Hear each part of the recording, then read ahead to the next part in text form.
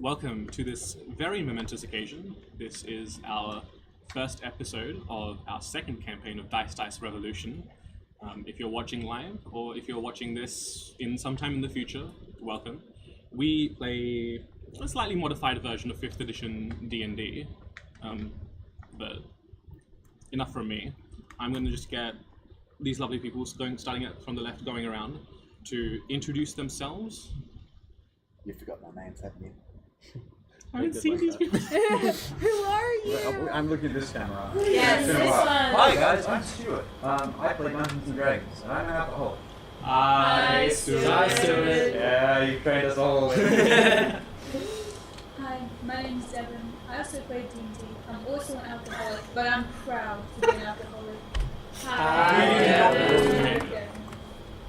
Hello, I'm Wayne. I am a D&D player, I believe, and I'm a heroin addict. Hi, Wayne. Good heroin addict. He's just like Perfect. a rock that. Hi, I'm Jordan. I play Dungeons and Dragons as well, and I am an attention seeker. Hi, Jordan. Hi, I'm Olivia. I play Dungeons and Dragons, and I'm too nervous to think of anything right now. Hi, Olivia. Hi, I'm Cohen. I have never played Dungeons and Dragons in my life. I don't know what you're talking about, and I'm also an alcoholic. Hi, Cohen. I'm Hamish. I play D&D, and I have 4 fingers on my left hand. Hi, Hamish. And I'm Thea. I will be the Dungeon Master for this campaign. As I said, if you're joining us for the first time, or Hi, Thea. Hi, Leah. or if you've watched some of our previous content, then welcome back. I believe that someone will be giving a board/video game recommendation today. I don't know who it is. New campaign, new year, new set of people giving recommendations. Today it shall be Olivia! At the end of the stream, she shall give us either a board or video game recommendation. It cannot be anything that we recommended anytime during campaign 1, which is quite a big list, but there's a big list of video and board games out there, so we get through them pretty quickly. Yeah. I'm very nervous, but without further ado, What's my thing? This is a great game of 2 truths and a lie. Yeah. as I said, I'm very nervous, but without further ado, I'm nervous. let's jump in to the start of campaign 2. Almost 15 years ago, the Wandering Star snuffed out the flames of the extremist organization known as the Order, as well as their attempts to rid the world of magic. Alas, their stories came to their various conclusions, and they became the stuff of legends. Today, on the 21st of Karika, the 4th month of the year, 638 years post-Shark Collision, a new story is right around the corner. We find ourselves on the continent of Corona, on the banks of the Miretta Lagoon, within the capital city of Salveron, a city that prides itself on lack of imagination being the only barrier to progress. The buildings of the city rise higher and higher the closer you get to the core district, as the lead engineers and architects who built the city envisioned an inverted Gabriel's horn to be the city's silhouette. The entire city serves as a monument made by the people to reach up to the gods themselves. While Salveron is a very progress-oriented city, its historical roots are embedded everywhere you look. For Salveron, it was one of the first settlements founded after the Corona Project. The last decade and a half have not been kind to Corona, and more specifically Salveron. Several events have pulled Salveron away from the idyllic facade it presents, leaving an ugly underbelly that it would rather not show. Some of these events include the demilitarization of Arin and Zorana, hitting one of the biggest manufacturing industries of Corona, the precise and crippling incursions from the giant kin setting the city's infrastructure back, the freak weather phenomena putting overland travel out of the question, and also Corona's biggest trade partner, the Ark, closing down its borders. But that's enough exposition from me. It's time to meet our characters. Our first 2 adventurers find themselves in a moment of respite after their previous scuffles with those that would wish them harm, in a relatively quiet alleyway within the forgotten labyrinth of the harbour. The narrow passage is flanked by buildings, their facades now weathered and worn. The cobblestone path is cracked and uneven, with weeds pushing through the gaps, reclaiming the space from neglect. The alleyway is dimly lit, the only light filtering through the narrow gaps between the buildings. The air is thick, with a scent of decay and dampness, with an ever-present overtone of sea salt. A stark contrast to the lively streets just beyond. The two of you, Hamish and Rain, have found a empty crate to sit on and relax, just a moment away from danger at any moment. Can I get the two of you, in whichever order you choose, to describe your characters? Oh my god. Alphabetical, Hamish. Okay. That's a ridiculous robot they set up. I've never seen anything like it before. Why does it eat magic and fly? I've seen things that eat magic and fly, not at the same time. We don't have them in the Underdark. You are supposed to I was told it was nice out of the Underdark. It's not nice out of the Underdark. Goodness. The Underdark. Is that a place? A super? This is my home. I don't know much about it, but just what sort of explains a lot of things. They clearly miss me because they did send us out. Yes, I saw how much they missed you. But, you know, is what it is. So we were supposed to describe our characters. You can roleplay, you can describe your characters. Both need to be done in whatever order you choose. Alia sort of gazes vacantly off into mid-distance. His sort of white milky eyes unable to really absorb anything coherent out here in the daylight. He fidgets around in his good leather coat. Looking for something just to play with, to sort of ease his mind. Eventually he pulls one of the straps off of his leather boots, his big mini high leather boots, and just starts fidgeting with that. Seems to help some. His entirely blacked out welding goggles hang loosely around his neck. And his white hair still half maintained in a bun, though quite loosely at this stage. Maybe by pure coincidence, kind of looks similar. It's a grey-skinned elf with black and white hair.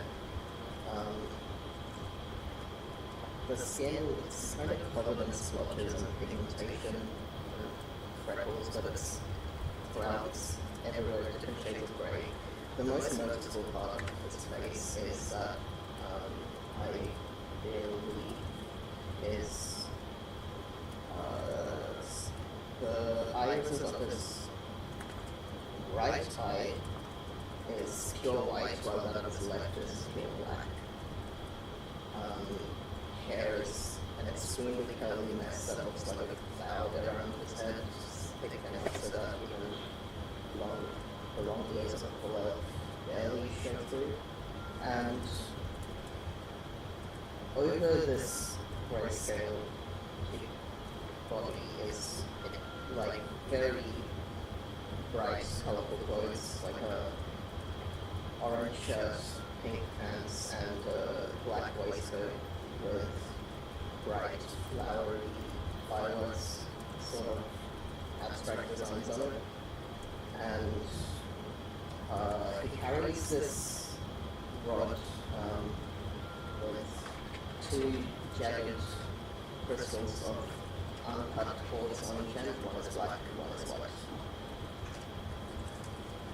And also show up with the drawing. That's fucking awesome. Moly. So good. Very cool. As you have this discussion, you can hear the chatter just a few alleys over as the main esplanade that faces the waterfront is bustling with people and merchants and vendors, and you're tucked away a few alleys deep. The stage is yours to continue this discussion, to do anything else as you see fit. Is that a failure or a success? Can't really tell. I think we've learned something important today. Not to pick fights. I don't know about you, but I don't think I want to do another one. Still, That's fair, but these people keep coming for us. But at least felt good for one time that we did something to them that we planned on our own. I know we don't know people just before, but when we met, it seems like we have people after me in a similar way. I have friends at home who miss me dearly. That's what I say. But you had friends as well. Did they miss you also? They didn't miss me for quite a long time. It's been sort of a recent thing. How interesting. Oh well, better be wanted than not, eh? Yes, I'd actually expected another group of friends to be more likely to be after me, but I haven't heard from those ones for a while. They're more recent friends. But I don't know about you, but I think we keep ourselves scarce until the moment comes when we're not at death's door anymore. fair enough. I don't know about you, but I'm more than a little in pain. Yes, that same goes here. I've been keeping myself scarce for once a few more days to do.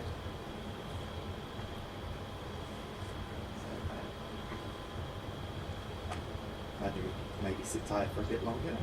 Yeah. Then You guys are welcome to mark off your short rest. oh, Because there's that. like this. And as you do that, the first thing to note is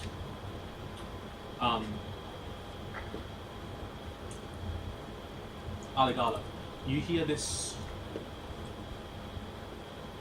I think 10 HP goes away. Yes, it does. The short one. Short rest. I mean, the spell I cast only lasts a little minute, so. Yes, but you may short rest, and as you short rest, two things of note. The first one, Aligala, you hear this incredibly shrill, almost tinny melody, this cacophony of notes in quick succession. The themes of this melody describe great pain and suffering, not of the individual, but of the many. The second thing of note during your short rest is that as you guys are discussing your next steps, like this discussion is happening as you take that short rest, the ground beneath you shudders. A common enough occurrence with the airships that fly overhead, because you are in the harbour district where they have their docks for seafaring ships as well as airfaring ships. The vibrations are common enough, but long after the airship overhead comes to a standstill, the vibrations are continuing. It's like a tremor in the ground. You're more in tune with these vibrations, considering that's kind of how you've relied on sensory input. And at first, what you dismissed as the thrum of an airship, now you realize is coming from beneath you, and not just like the ground itself, but everything just has this slight tremor to it, amplifying. And it lasts a few moments of your short rest, like maybe 2 to 3 minutes, and then as quickly as it started, it just comes to a stop.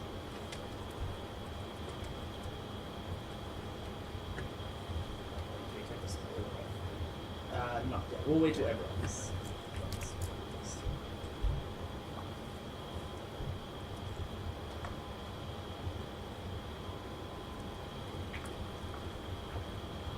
I think We desperately need of some friends who don't want to take us where we don't want to go. That would be useful to have suggestions. I heard something just now. It's not far.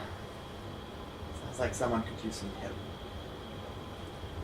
In my experience, helping people is a wonderful way to make friends. You are right, but it's also likely to pass on scarce if that's what you want to do. Look, we could have a look. Let's go about the situation, and then maybe offer aid if we feel like it. Right. To do that. Wonderful. Off we go then. Well, the two of you, as you're taking a short rest, have this riveting discussion and just recuperated from your wounds from your previous scuffle. We will pan away from the two of you to our next group of intrepid explorers who find themselves at the Perfect Brew, a cat cafe along the waterfront esplanade of the harbour. You are greeted by the soothing sound of a bubbling brook and the gentle purring of contented felines. The interior is warm and inviting, with plush cushions and cozy nooks where the patrons can relax and unwind. The cafe centerpiece is a grand oak tree that stretches up towards the ceiling, its branches adorned with twinkling lights and colorful ribbons. But the true stars of the Perfect Brew are the cats themselves. The cafe is home to a diverse array of feline companions, each with their own unique personality and charm. Some are playful and mischievous, while others are calm and affectionate. All are well cared for and adored by the cafe staff and patrons alike. The three of you are sprawled out on some beanbags, this being Devon, Cohen, and Olivia. In whichever order you like, please describe your characters. Alphabetical. Devon.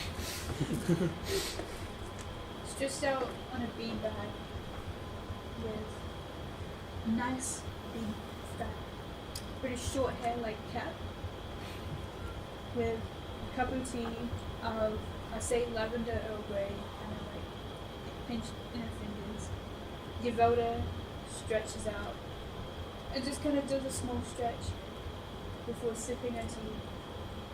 Devoda being I'd say 6'7", half orc with nice olive green skin and emerald green eyes, with this long, thick black hair that's shaved at the sides, but the rest of her hair in this big, thick black braid. With the front of her hair also done into more minuscule braids held together with these cute little like metal clips. She wears this homemade kind of outfit of this cute little halter top with a matching skirt that's got these two slits in the middle for her legs, which when you look down you see a very like jarring contrast of two big metal armor like boots beneath her. This little homemade ombre of like from. So the initial outfit is black, but it ombres into blue and purple. But the most striking things about Yoda is that her arms are covered in these orcish tattoos that have all these sayings and drawings of orc traditions of her family. But one of them, however, is replaced with this big metallic arm. From her shoulder, just this like steel kind of dwarvish make, with the tattoos painted on every painstaking detail, matching with the Aether red veins that trickle down. She's covered in piercings and she wears dark makeup, and on around her neck is a gyroscope, where this gold gyroscope where this reddish hourglass sits in the middle. And she just kind of, I tell you, it's pretty grateful here now, yeah? Nothing like a cat, a cup of tea, you know?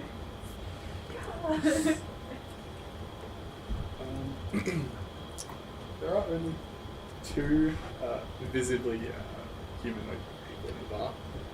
There is, however, there is a cat that the owners and also any of the regular patrons would not recognize. very small, about this big, not more than like 20, 25 centimeters to the shoulder. Almost like a munchkin looking cat. Striped, like kind of a like dirty, like dirty brown, fading into like a more cream color with black stripes. Just kind of sits there contentedly, but also trying not to grab the attention of any staff that would otherwise potentially dip it out or try to hire it. Just kind of stretches lazily. Slaps it. A little saucer of like warm milk. And the third person is laying full stomach stretched out on the other beanbag, has a little cat toy on a string, just kind of like flicking around to see if any of the cats are interested. She is a 4'3" elf looking figure. Her hair is an abundance of oranges and reds that looks to be kind of self-cut in this really messy wolf mullet style cut. But if someone were to approach closer, it's not actually real hair, but it's big autumnal leaves that kind of make their way around. She is wearing what appears to be like a whole bunch of different leaves, tropical small little scale leaves that she might have sewn together to form her clothing. What appears to be kind of leather bark almost, forming like pants and like a little kind of like vest-like jacket. Her face, her eyes very wide, looking at everything, a nice peridot green. Her skin is quite pale, but it has many freckles. A lot appear over the T-zone of the face, down her arms, along most of her exposed skin. She also has a necklace dangling around her neck. It is a leaf pendant style necklace. Let me just check my notes to see if I miss anything. She's also got sitting next to her on the beanbag a nicely well-made backpack that has many charms and leaf decorations adorned on it. And sticking out of that appears to be like the end of a dagger. And she's just, Yavelda, why aren't the cats playing with me? I don't know, might be sleeping. Might be a busy might have been a busy day, I suppose. Jacques, will you play with me? Another detail, very important. Yavelda is very muscular. She's got big abs. Don't forget that. She's got massive abs. So you were one of the people who got some character art, because your character was one of the most badass designs I've ever seen for a D&D character. It was so sick. It Coming looks soon. Props to our artist, guys. Link in the description. Yes. Yeah. You better fucking put that at YouTube. Well, or search up Decatessera3 on Twitter, or I guess it's X. It's fucking amazing. You don't want to know what happened to the first two. I kind of just glanced down at the cat on my lap and go, "What was your name again? Wasn't it Freckles? Come on, We do match. See? you do. Do you want to play? Are you in the mood to play?" And I dangle a little toy on my nearby, mostly like lazy. Sneaks in my sleeve. Do you think anyone's read our notice yet? Oh, how long has it been? Like a couple hours. It feels like days. Well, someone's bound to notice. I hope so. Oh, really do want. I do want to chat, but I'm having such a good time. I don't know if I want to get up. That's fair. But my tea's empty. I can go get your refill if you want. You will? Oh, you're a sweet one, aren't you? I try my best, ma'am. And I just like take Yavelda's teacup and I waddle over to the.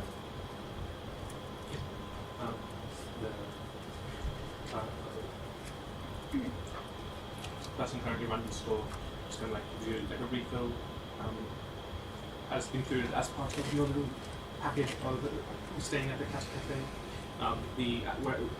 At the center of the cat cafe where the tree is, there's like a little opening to let the sunlight in, and you can just see like in almost a perfect ring, there's just a collection of cats just soaking in all of the summer sun, and there's like little like skylights to let more sunlight in all over the cat cafe itself. As you find yourselves relaxing in the warm summer sun, as the feline companions clamber and scamper both over you and around you. Out of the blue, all of them, one by one, start hissing, some with their hackles raised, while some defensively posture with their tail between their legs, and they retreat towards the various crevices in the oak trees and the walls that surround you. What's the matter? What?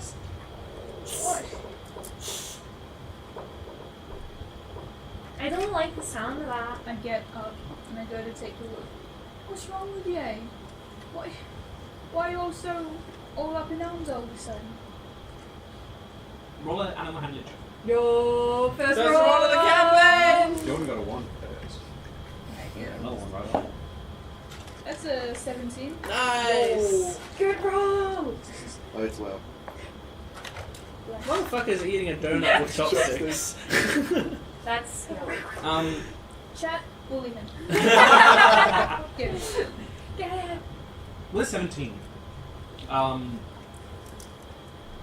you can see that the animal handling check like gives you the sort of insight on what's troubling them.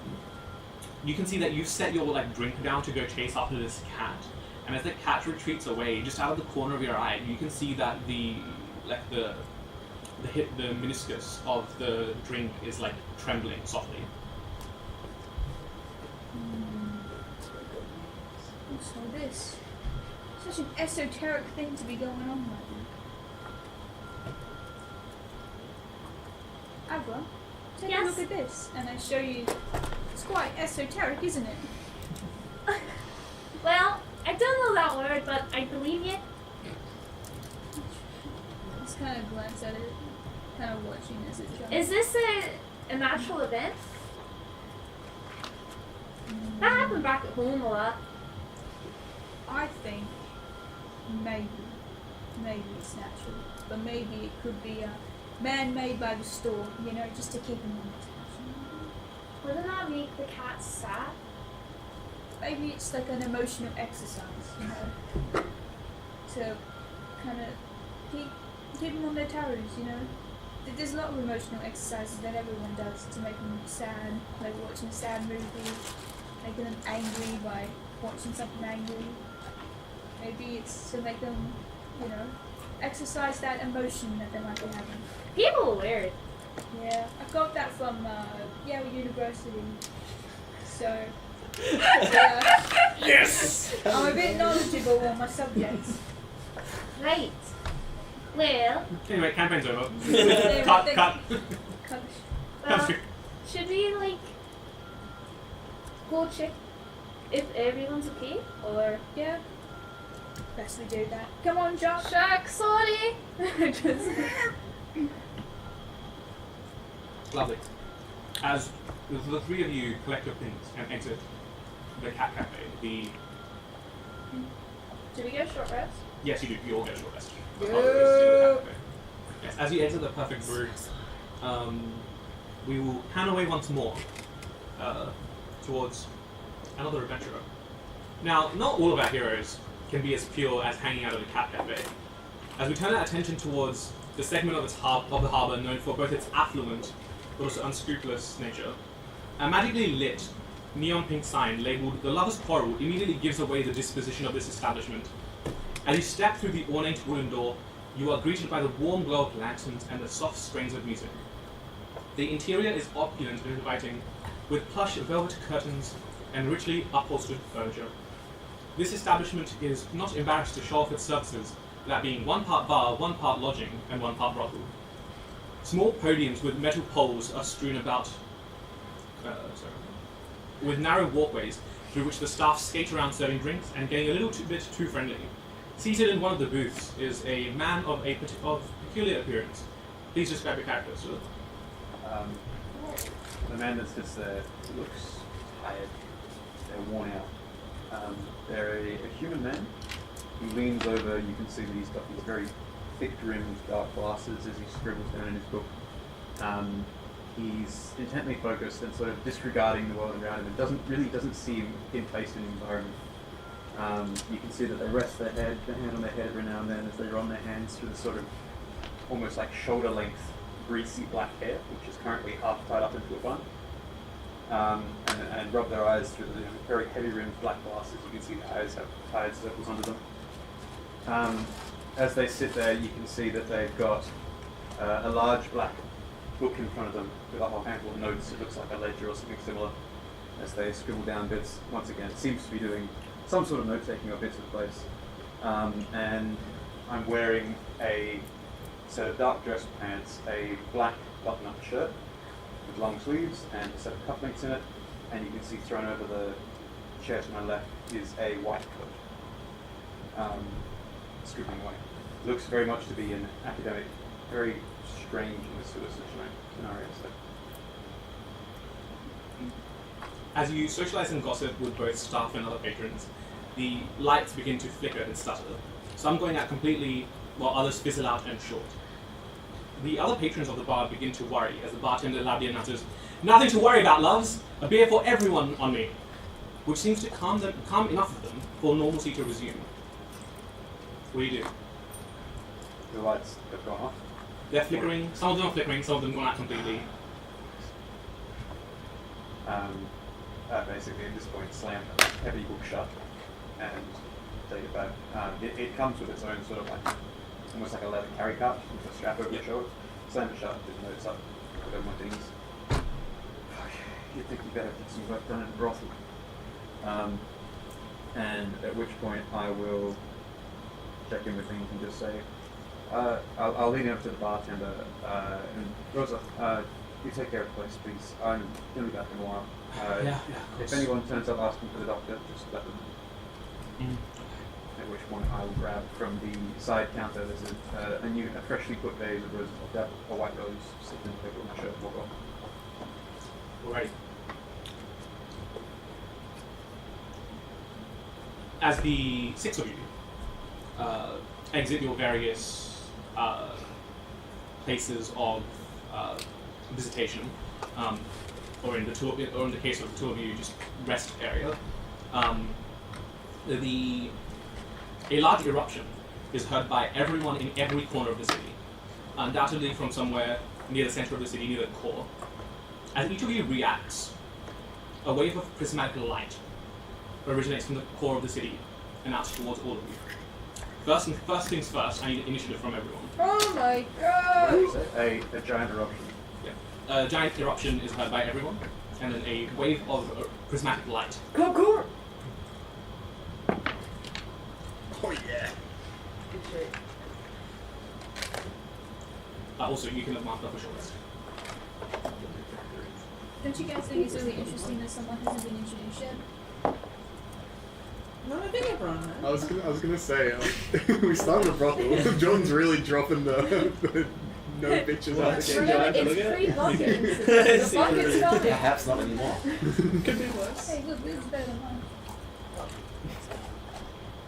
What'd you get? 3. Make Yay! that Make that a 3. No! I got a 5. 6. Animal handling 17. Initiative 2. Cat's not. Has everyone done their short rest and stuff? Yeah. Yes. Let me know when you're done.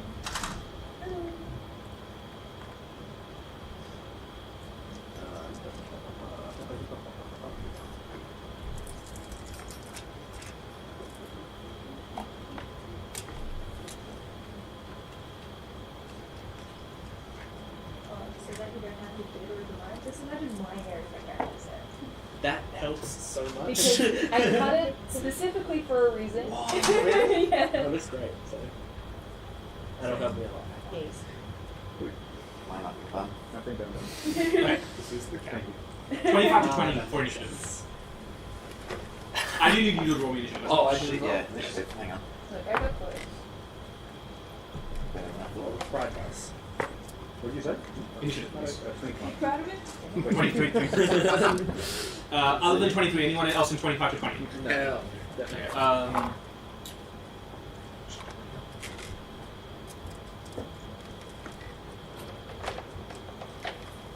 20 to 15. I have a 19. Anyone higher than a 19? Cool. Yatta! 15 to 10. 10. 11.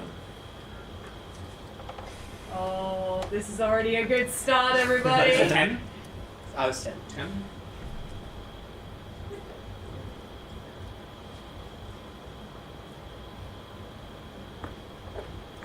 You're cleaning up. You're cleaning up. 10 to 5. 6. 5. I love it. I'm You're still. the ace. I'm You're writing the down man. like people's character names to get into the habit of writing down character names, and I wrote Tywin down. Don't tell them I'm still playing Diamond. So what was your initial 5? What the hell? Tywin. I mean, he didn't die, so I can't Tyrant, win. but it's And then Fizzle. five It's to- his arms. 3. Yo! That's the ace right there. The ace is pulling in the rear. Tywin, but he's shooting the As if he couldn't already do that. Alright. So We first can things dog first. He promised his hands will never Carmen, Let's do it. I'm not technically breaking out. You hear this eruption, and you can see this like radiating out from the center of the city, a like aura of red prismatic light, omnidirectionally. What do you do? I presume it's coming towards me as I'm heading down the street. Yeah. And I immediately leg it into the closest bit. I'm guessing it doesn't look like the sort of thing I can outrun, right? No. Yeah. I'm just going to take cover. I'll duck against like behind the most solid-looking building I can, put in an alleyway. The shitty lab coat is on my head, and then I will take the dodge action and brace. Alright. Also, next I need everyone to make me a Constitution saving throw. This dice just rolled bad. Surely it went do it twice. I don't have anything like this. It didn't do it twice. on the same number. Nice. Okay, alright, cool. I don't know. That's a nat 20. Yo! Best up 20! But you are like ahead of the. She's That's just not come out one. again. What did you You're get? ahead of the First that one. No! We've Change done that. it. Hang on, I need to roll. I need to write this down. You wrote it kind of just like with her mouth open. She sees it, she like grabs her gyroscope and just holds it to the light. Hold it. Save Raise your hand if you rolled below a 13. Okay. You rolled below a 13. 1, 2, 3. Or you can take 1 fire damage. As this red wave of light surges through the city, everything it touches, or most things it touches, set light on fire. Buildings crumble and set light, screams echo, and the sky turns crimson and red as the inferno raises outwards, leaving devastation in its wake. You see a handful of individuals that were unable to exceptionally dodge this inferno set light, like to their parts of their clothing. Next in the initiative is Abra. What do you do? Hey, Imelda! What do I need to do? I'm not. moments like this, just do what you can. Alright. Well, I can make my aircraft maybe move the fire. Do you think that's smart? If we can stop the fire, then it's smart and humane.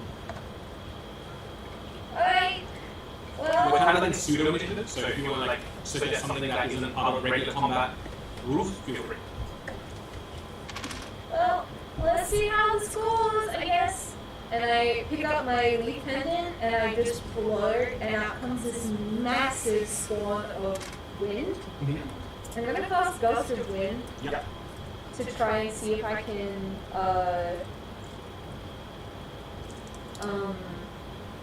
kind of lower some of the damage from the flames and try to put some out. Roll me a just a regular charisma check.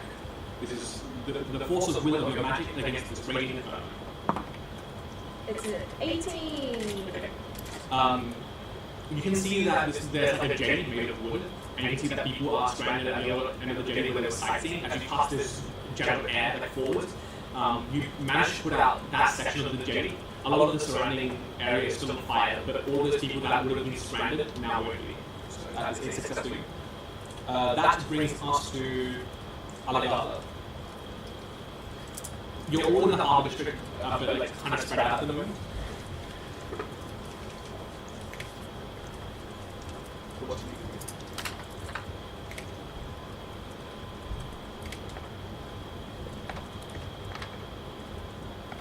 What the bloody hell is that? I can't see much at best of times. That's even worse. What is that? Not actually happening. I didn't know that wasn't just a fucking nightmare, just like any other. This is happening. I think next, if I'm correct, next they're gonna drown in acid or something. I'm sorry, what? That's what happens in my dream. And this happened. Was there any way to not die? Well, In your dream? that wasn't too Or much did you time. die and wake up? I don't know. I just saw the city. Alright. Get up somewhere, I guess. Okay. Is there an up? Is there an uproof? Is there an up roof? There is, but it is precarious as a lot of the nearby buildings are set alight and some of the wood is fracturing, splintering, and it's causing like structures to collapse and stuff. You can try to get to higher ground, but it is a risky move. And given what you saw of the way, like it originated from somewhere, like the way that it radiated out was it caught a lot of the higher ground in fires. So it's up to you.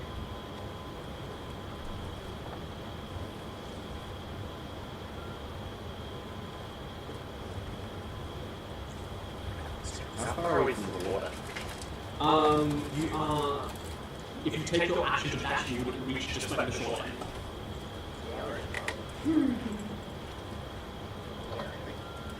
Sweet. We swim.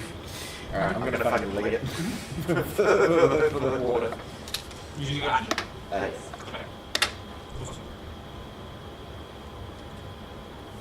As the inferno reaches the outer limits of the city, it dies down. As quickly as the flash of red light came, an orange light emanates from the center of the city. I need everyone to make me a dexterity saving throw. Well, here we go. We're going full loss. That's the last one. It's a good start.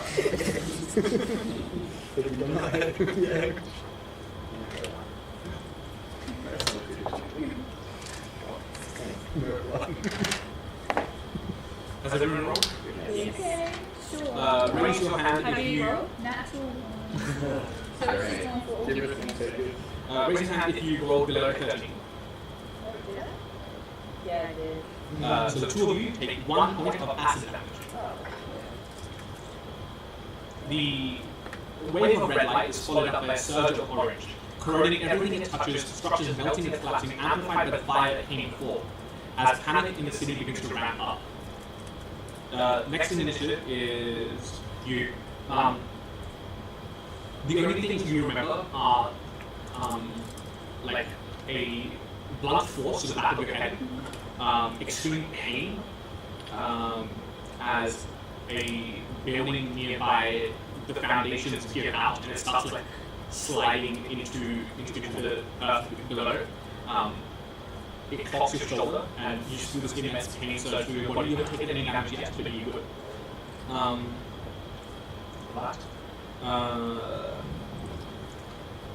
Okay, moving on to rain. You're also doing the same, you're just taking action to dash the water. Kind of get where it's going. Okay. Kind of follow it. Awesome. That brings us to jumps. You are cat. As a cat. I have gone away, actually. As I'm running, I shout, wait, hang on, the acid's already come and gone, next is electricity. this is good. We can't go there.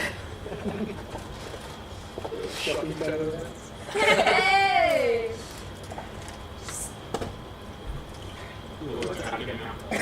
Doesn't stop at all, ever. I don't know if it keeps cycling or cycles once, but it's going through the colours of the rainbow.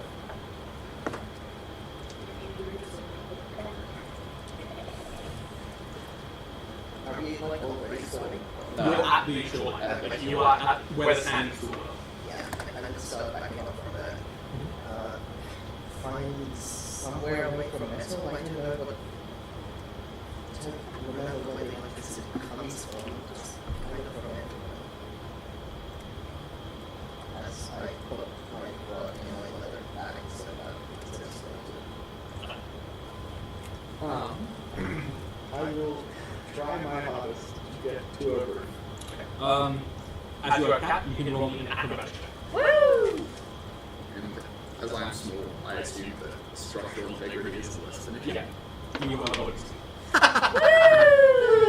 That is a. Do I have proficiency in acrobatics? I do not. That is a 5. So Okay. As this is early on in the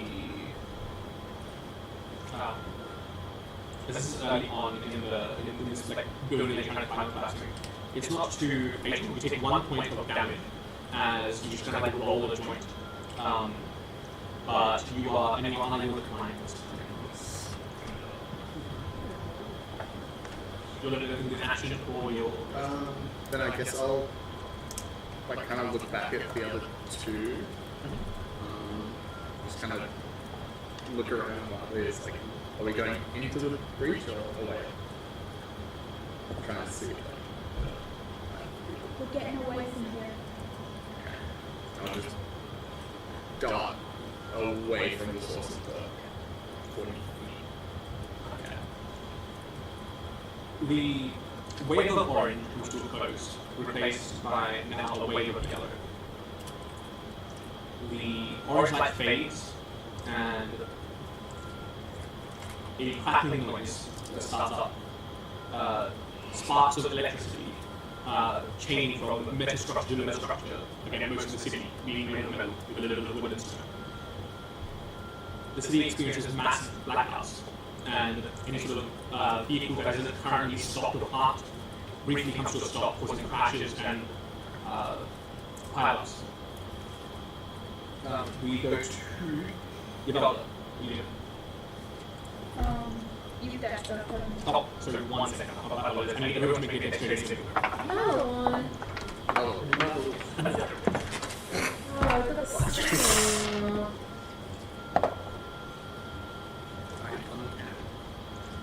Raise your hand if you roll a 13 or lower. You take 1 point of damage, lightning.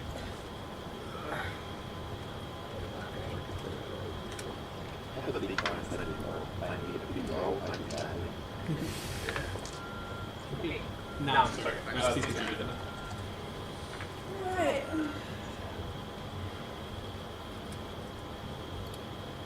There's one thing I could do that I'm not going to do, and it can be some bad news.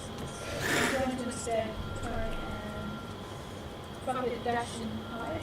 Yeah, There's nothing I can do for any of this. Okay. Roll me a stealth check. And also just, as I said, for you, Jordan, apparently Mike is very handled. Is it? Thank you. Thank you. And that's a 9, by the way. So I'm going to try and grab your arms like, come on! Like, Sure. come on! I'm trying to get you to, like, right. for hiding. Mm-hmm. Like, just trying to get away from it. Yeah. In this scenario, a 9 is enough of a success as you're tugging someone else along to get behind some cover. I will say that the two of you, on your next roll, will have advantage. You did that. Ace, ace, ace, ace. That brings us to the top of initiative with Stuart. So I've just watched the fire go through, a wave of acid fly along the ground, electricity sparked with the building. So it wasn't like a flood along the ground, it But it was was more just- like everything the orange light touched got corroded Oh, I see. by the I see. acid. So does it seem like it is specifically the light that is doing it? Yeah. Okay, in that case, I'm just gonna seek cover from anywhere in the sky. I think if there's a door next by the door, I'll just try and bash it down. But Okay. get inside somewhere that's basically sheltered. Roll a solid. stealth check. Stealth. It's very high. That is a 3. Okay, you'll have advantage on your next roll. Lovely. Who did you help a second ago? Ben. At this point, the blue light dissolves away. It's yellow. Totally, the yellow light dissolves away into a green as a poison mist it seeps through the Cover city. your mouth. The poison mist seeps through the city. Even though hiding behind something doesn't prepare you for it, you do still have the advantage as just general preparation, as you know something is coming. So everyone needs to roll me a con save. The 3 of you that hid behind something now have advantage. If I could roll double digits, that'd be great. I'm rolling incredibly high here. Big bonus. That's good. You kind of need it, right? I'm back to my normal. If you roll below a 13, raise your hand. 1 point of damage. Poison. That brings become us child. to Avra. Oh.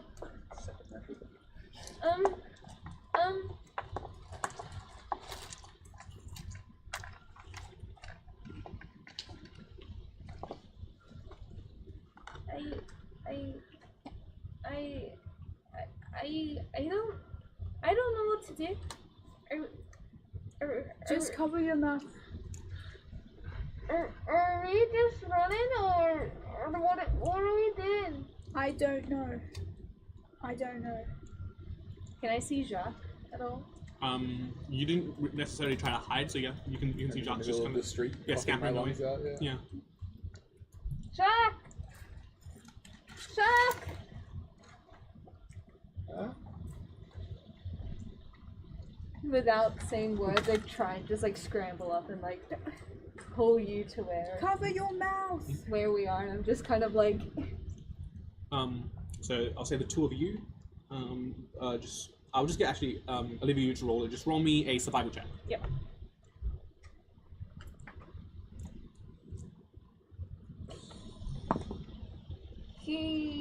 That one. Yeah.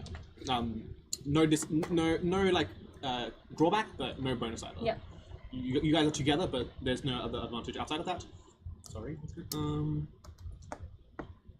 At this point, you can see that the devastation from these 4 waves of light have started to kick into the ecosystem around you. You can see that birds are dropping out of the sky. You can see that, like as I said, there's like wrecks of like vehicles.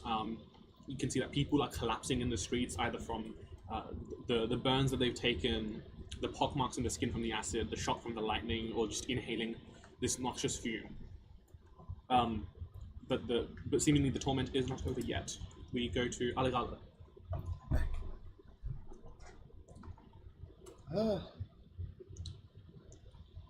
Water. No more lightning? Water. No more lightning. We just have poison. No water. Next is frost. What can we do then? Every time. Don't tell me you can see the future and don't know what to do. You No, make a this- plan? I just saw the city, like from above, this happening, and thought it was just bullshit that my mind made up. Right. Well, lesson learned for next time, eh? Big day of learning. No picking fights with Yes. robots, and write down your dreams. Wonderful. Dream journal, please. Someone's pointed Alright, that so right now. this is what happens. Blue is water, then it's indigo, which is thunder, so cover your ears, I guess, if that's enough for it. And violet is force. I don't know what that does to the city, I just saw the color. There are 2 more, but I haven't seen it happen. And I briefly, an orb appears in my hand and starts emitting a bright light around it.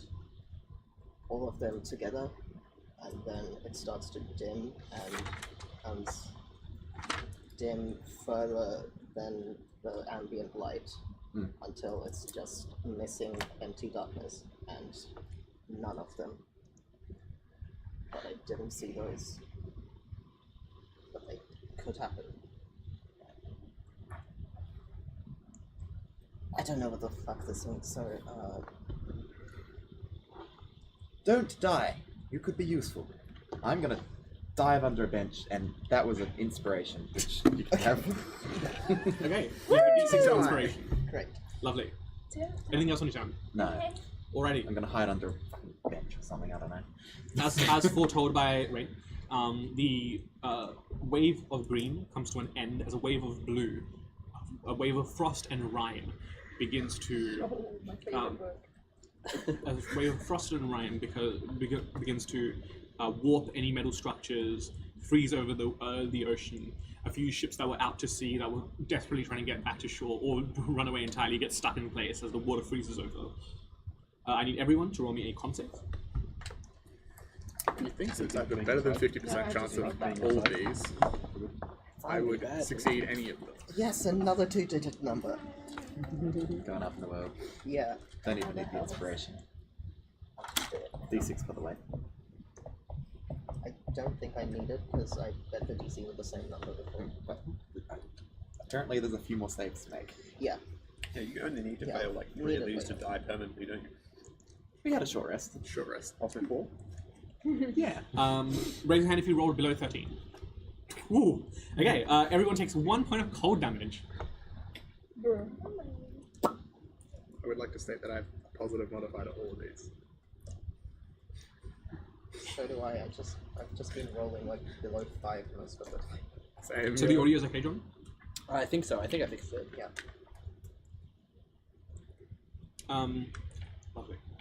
That brings us to Is Jordan. it okay to take a spoiler off? My character. Yeah, it's your character. Yeah, that's true. You can take it off because other people can't see it yet. These guys can't see it yet. Jordan. Yes.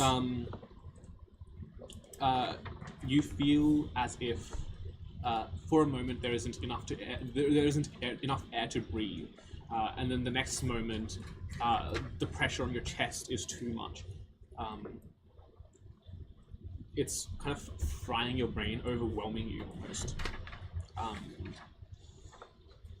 That's the end of your turn. Moving on to Rain. Great.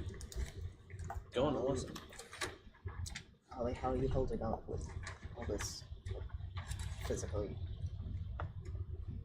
It's not a pleasant experience. Yes, I'm aware.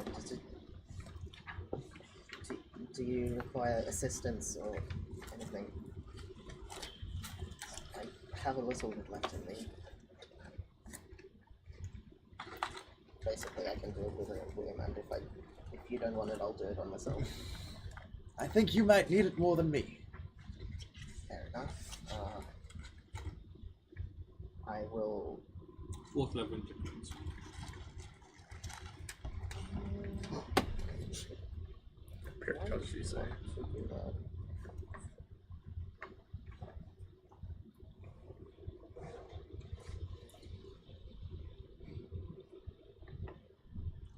I think I'll save it for now and see if I need it later.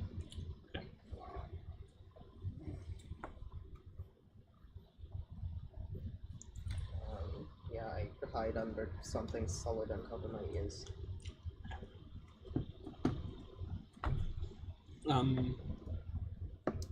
At this point, you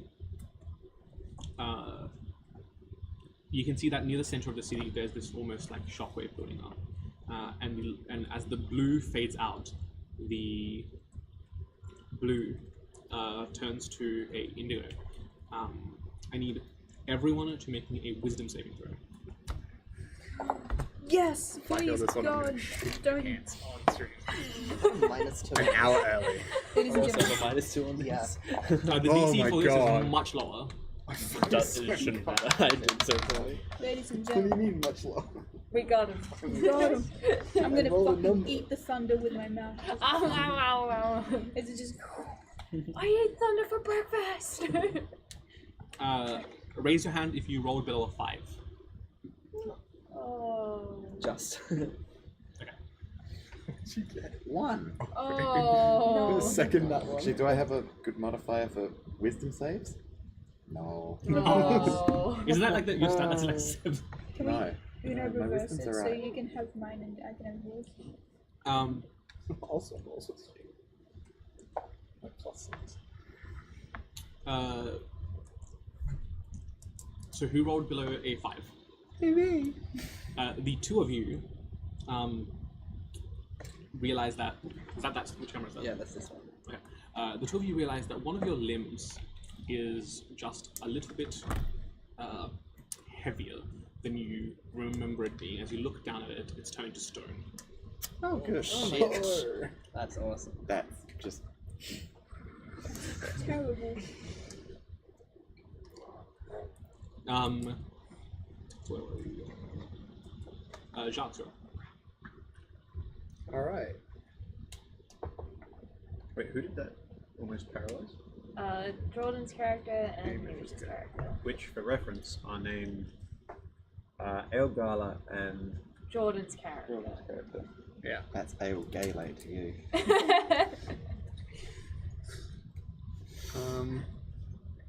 Ale Galen. Is that right?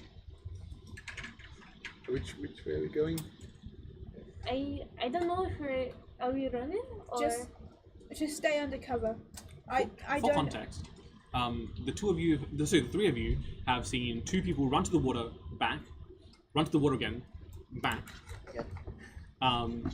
We haven't been running. We ran to the water and then sort of stopped. Playing hopscotch in and out of the water. We're thinking about it. Water? Yeah. No, it's frost snakes. Ah, shit. Rhoda Water? kinda- No, it's electricity. shit.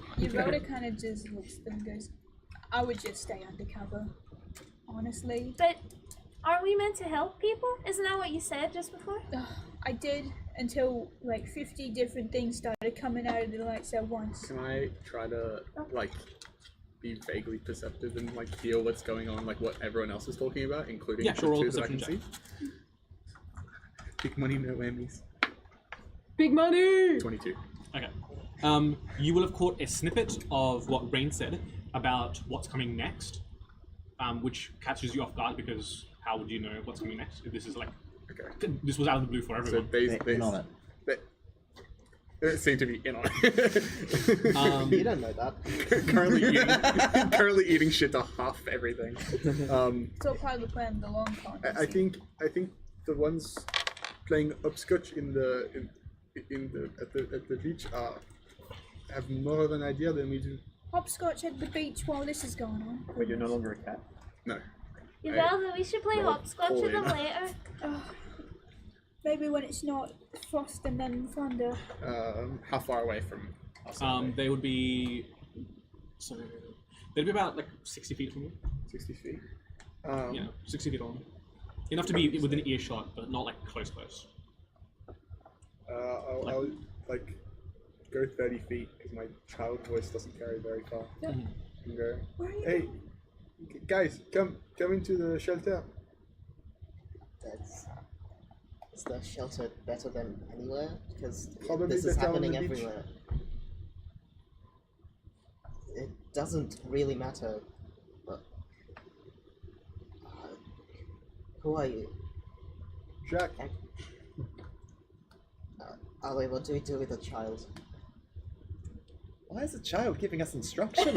Why? why are you playing upscotch at the beach? I'm playing hopscotch at the beach. I'm turning into stone. Well, Wait, stop. yes, that's not good either. What if I could getting there? Wood's better than stone at least. I'd prefer Quite him not- possibly. We'll see how we go there. I'd prefer you not turn into either, but we'll try to fix that afterwards. Next is Force. You know Force, you're a mage. What? I don't know what it does to the city, but it's probably more destruction.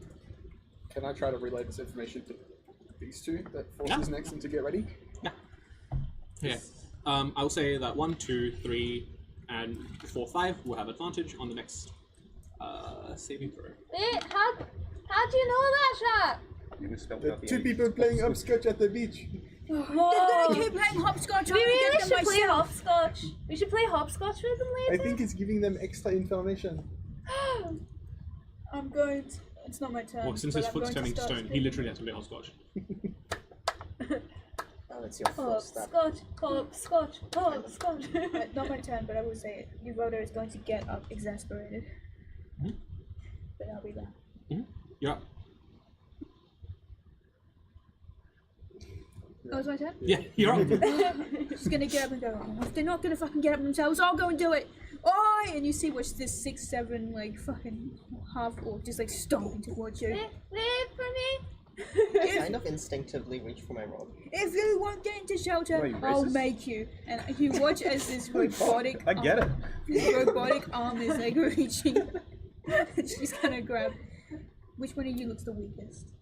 You. Both of us. Yeah, We're both pretty scrawny. yeah. Okay, I don't have a point. Would I have? Alright. Odds, I try to pick you up. Evens, I try to pick you up. I think you have worse strength, I have worse constitution. Who did I say was evens? Odds, Evens. Even. Alright, I'm reaching for you. Okay. I'm going to get you. And I'm I going. was reaching for my. I'm going to. My attempt is my pretty much. problem. My attempt is to essentially hoist Shit, I can. Nithali up and carry them over my shoulder. Just roll me a athletics check. Hell yeah. Built different. Built different is right. Do That's I a roll 7. something? Do you try and resist? Yes, but I can't resist against that. No harm in trying. Acrobatics check. Against a Oh, 7. acrobatics is pretty good. Or athletics if you prefer. Yeah, no. You're just resisting a grapple. What do you mean? That's a 15. Yeah, like goes for the shirt collar. You just kind of like duck underneath. What? I'm trying to save Are you you. friends with the children? Yes, What- they're what my are children. You doing? Alright, I'm trying to keep them safe. And if you're Okay, playing then. hopscotch at the beach while this is going on, then you clearly need saving too. Now come Are on. you worried we're going to set a bad example? Huh? Excuse me? What are you saying? Oh dear. She like turns around and says, what? Oh, I'm sorry, we're just having a wonderful time down here. Couldn't you tell? I didn't hear anything you said. I So I'm gonna said- try. I hope you're not worried we're going to set a bad example for your children. You'll be fine. I'm not gonna grab you in attempts, but I'm I like guess trying if they know a safer place we should go, I can help you walk. If you don't know, why would they know? I just know that danger's coming and You the know things type apparently. of danger. What's happening over there? Okay, I think that will be the end of your turn. Don't go hopscotch. Oh, that was 6 seconds. Oh, can you flick that Yes. camera again, thanks? What? Just still standing At the over end, there. end of which, the indigo wave comes to a close and is replaced by a wave of violet light. I require everyone to make me a charisma save. Oh, but we have advantage, Devin. Oh, yeah. God bless, because the Join only and one Stuart I've to been me negative on to. this charisma save. What was that? Charisma save. No advantage. Oh my goodness. Ooh. Oh god. My first I roll want to of be 20. good about that. Whenever I don't need it. Whenever I do need it. That's a 26. Oh my god. I just imagine 12. whenever we pass these, we have the Chad faces. These How'd things you just get? rush 14 minus to 2. us. Like an 11. How'd you go? I got 11. Yo, that's 15. it. 15.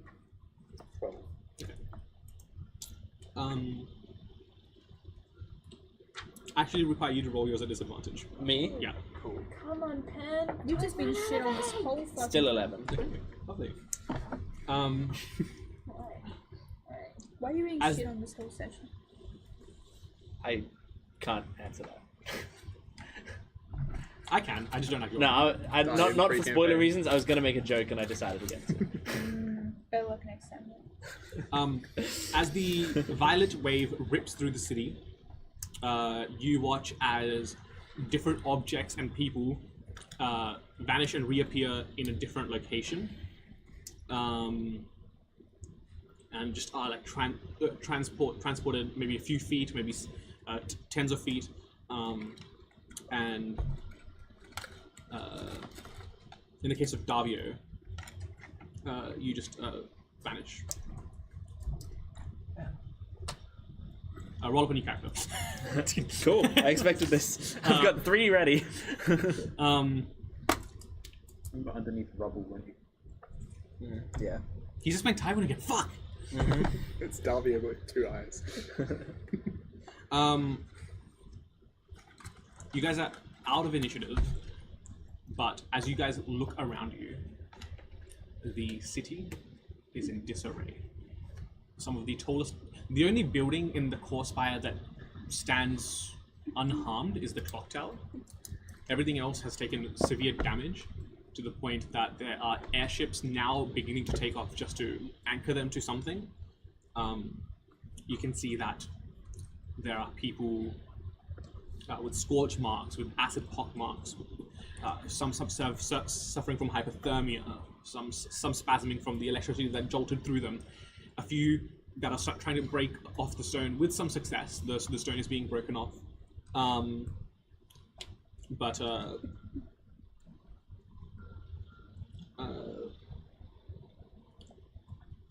Jordan, the first thing that you wake up to is a high-pitched ringing noise, immediately followed by an immense headache. You take...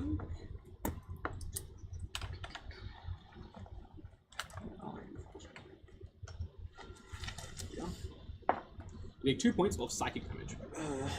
Your senses are bombarded by the scent of smoke and ash, screaming all around you, and every segment of your body throbs in pain.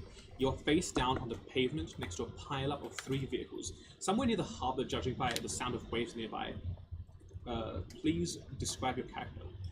Okay, you see a human man lying face down in the dirt.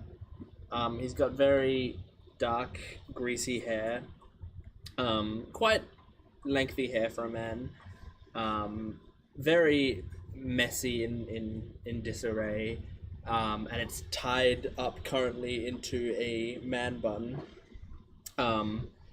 and several strands of it like sort of flicking out. He's wearing these thick rimmed black glasses,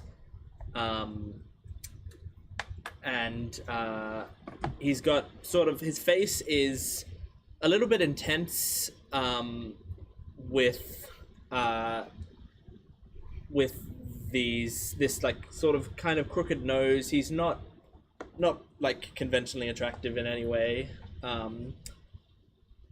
He has like, a little bit of, mild acne and such on his face, but not super noticeable, but just like not very well taken care of skin, especially now seemingly very new marks on one side of his face, these deep set like burns, just these black marks that it seems like still part of his skin is sizzling. He wears this sort of kind of colorful vest and shirt combo, with these dress pants, and over the top there is the remains of what looked to be like a white lab coat type thing, which is now almost completely gone, just like scorched and burned off. And he seems to have different bits of gear across his body, but most notably, like on the side of his belt, there is a huge black book that has many different sticky notes and bookmarks, very weathered and thick, that is not just on his belt, but actually very delicately floating beside it, not attached by anything, but just like slowly floating there, like not open, but sort of slightly open, like so, and just floating in place, like it's attached by some invisible string. And yeah, and he just sits up in the space and got a very intense sort of angry look on his face as he looks around and is analyzing his surroundings. The 5 of you see this man just appear out of thin air, face down on the pavement. That is definitely weirder than me knowing what's going on. I'm going to put a hand on Ivor's shoulder and go, now that the destruction's over, now we can help. And I immediately just run to the... I was going to say... Do you want to do it first? You can do that. I was going to say, to demonstrate, come up to... I rescind my running. So you can come with me. Yeah, you go. And I just kneel down and go, Oi, you alright? My head, it hurts a lot. Shit. Fuck.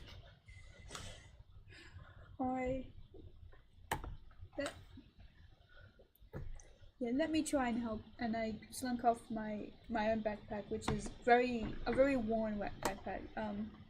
The only way I can describe it is having like if you have that really good backpack that you just have for years because it's like, tried and true. It's very like sturdy. That's what she's got. She just dunks it down and kind of tries to look for something to like a first aid kit or something. She'll call out, "Oi, I need help!" And I kind of call for you guys to come over. It's about this time that you're like kind of like slinking from building to building, and you come across this conglomeration of assortment of odd people. Yeah, I'm just trying not to be caught up on the rubble and the bits, and then I presume I'm looking around, and I'll just take note of a lot of you. I presume so. You guys are both rushed to help. You're face down on the ground, looking like you just exploded. Yeah, I'm starting to set up now. Well, fuck me. And I'll keep going. Do I see him? Yeah, I reckon you do. Do you? How much do you look like me? What do you mean? Not like you were related, but like someone gave a crappy description to a sketch artist, and then they get like the next closest person out of a lineup. The lab coat's not as clean as yours was at the time, though it's cleaner than yours is now.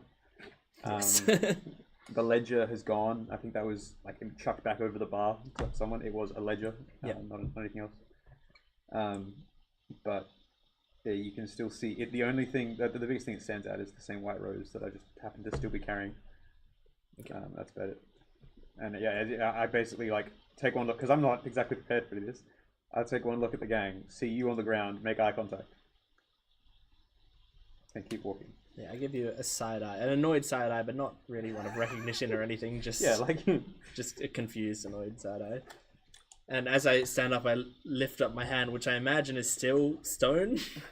As you collided with the ground, the stone kind of like fragmented off. Yeah, like the exterior. Whole hand. How about me? How am I going? It's stopped at your about your knee. Well, that could have been much worse. Why don't you just sit down for a sec? We're gonna help you, okay? You can't really go anywhere right now, so fine. Yeah. Do W's wounds look treatable? Yeah. Like magically? Probably the burn marks would heal with magical healing. I think it's out. I'm sorry. Okay. I will cast Small snacks if you want. Cure Wounds on you at first. Then. Did you ever describe your character when they weren't a cat? No, did not. I will do that in a moment. Never. Right now. Right meow. Right now. You heal for 9 health. Nice. Jacques, in human form, is a very small boy. He's a child. He sits about like that's all the description. A child. He's got like pretty like coppery skin, long ears that poke out of his like mane of like dark, like really dark brown, almost black hair that go down to like his like upper back. They look like his hair looks really matted and like gross and dirty, but he's a kid, so it doesn't really matter. He's wearing like oversized pants that are like kind of like folded over and then have a belt like cinched to them so that they stay up, and like a super baggy, oversized like white dress shirt that's like also dirty as hell, but like rolled up in ways so that like it doesn't just like cover him like a sheet. And then he's got like a little leather like little jacket and like a necklace with like what looks like a broken like stone arrowhead on it. Nice. And that's the little boy. And as you cast Cure Wounds on me, you see the Oh, that's not. what is this? Oh, very nice. It's so funny. Like he just showed us like a scientific And like this is diagram sad. thing, and I was like, "What am I looking?" Guys, interpret. You know all those things that are like science diagrams look like shitposts? Yeah. Interpret. Come on. I was like, "Am I supposed to know what that is at a glance?" No, it's a So when you said long ears, are you an elf like that one, or okay, elf. Okay. Yeah, as you cast Cure Wounds, there's this like the burn marks, they stop bubbling, and like my skin stops melting off. And as they sort of like set in the skin starts to like heal over like it normally does with magical healing. It still seems to, as it like heals over, leave these like sort of black marks under the skin that seem unnatural there. So there's now this weird scarring on one side of his face. So esoteric of you. Do you actually say that? Yes, that's so Okay. esoteric. Learned a new word today, did we? It's not just today, it's been going on for quite a while. You weren't there when it happened. I wasn't there when it happened, but I was there since it happened. You're right. Are you commenting on my facial scarring? No, just the whole thing. Like, you just showing up out of nowhere, and then just the way it heals. What is your definition of the word esoteric? It's not the usual. It's not the norm. You know what I mean? Like, it's not something I see every day. I can't do it with you looking at me like that. Get used to it. A campaign full of this. She looks serious. She actually means everything she's saying. She looks dead serious. Very well.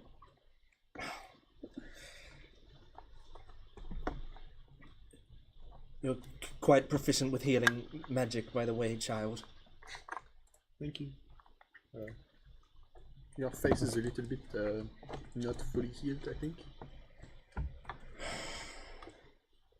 Does not matter.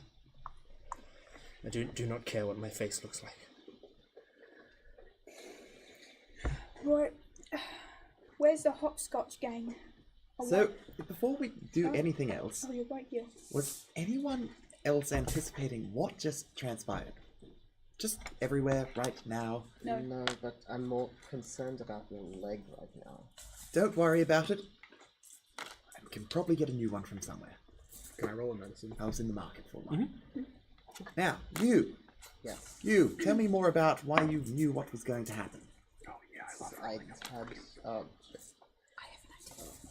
I've had dreams of the city getting covered in flashes of light associated with elements.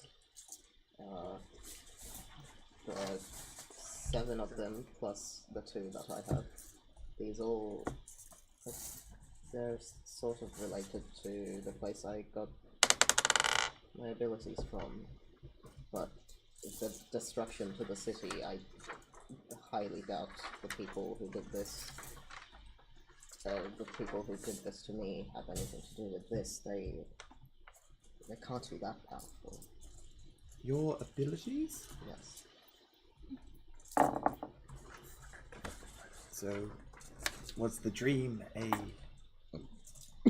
prediction, or was the dream a prophecy? I thought the dream was my mind making shit up like it does all the time. It's been doing that a lot.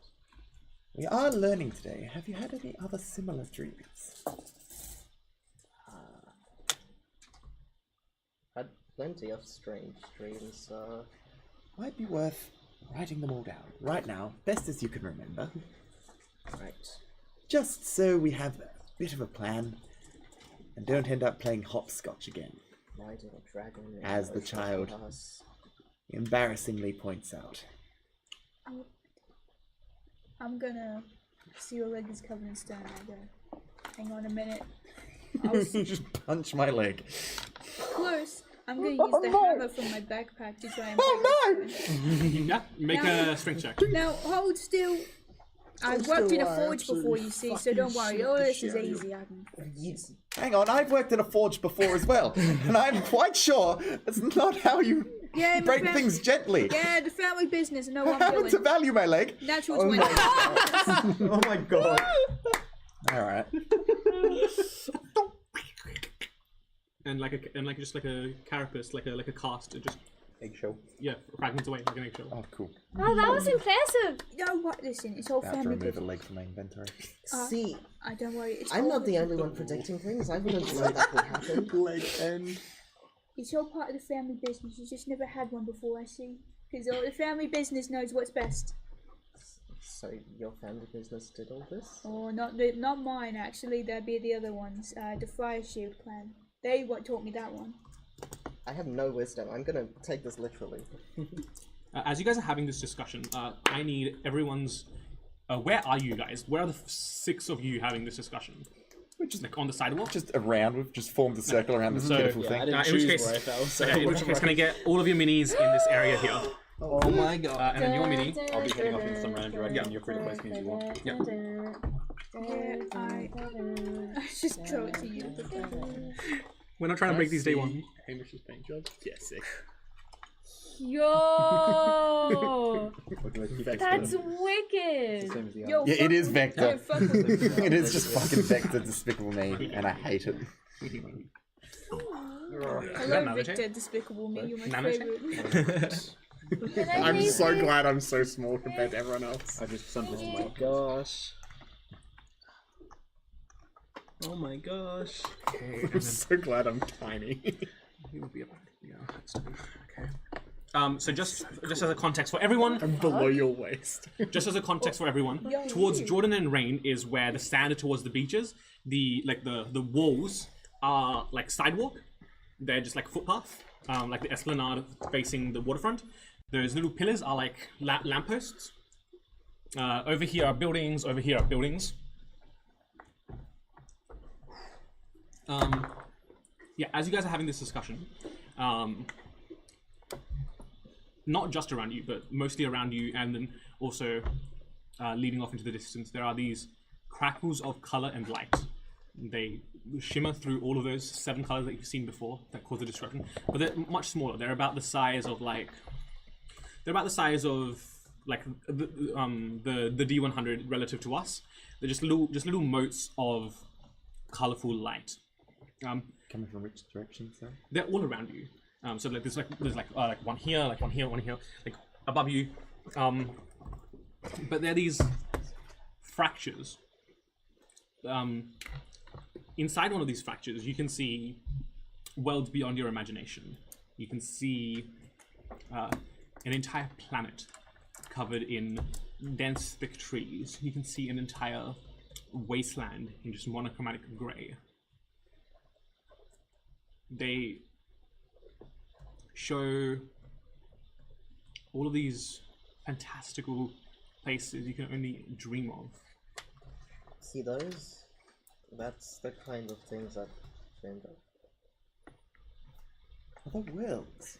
I didn't know there were other worlds. They just look like funky places. Do you make them?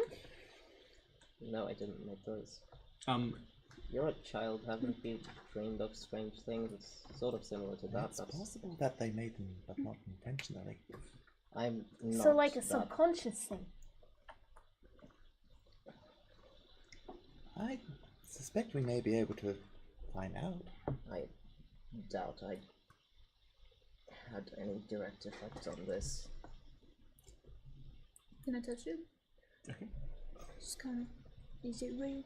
And I go like touch it. Your hand passes into this space, and while you are stood in this hot summer day, as your hand passes into it,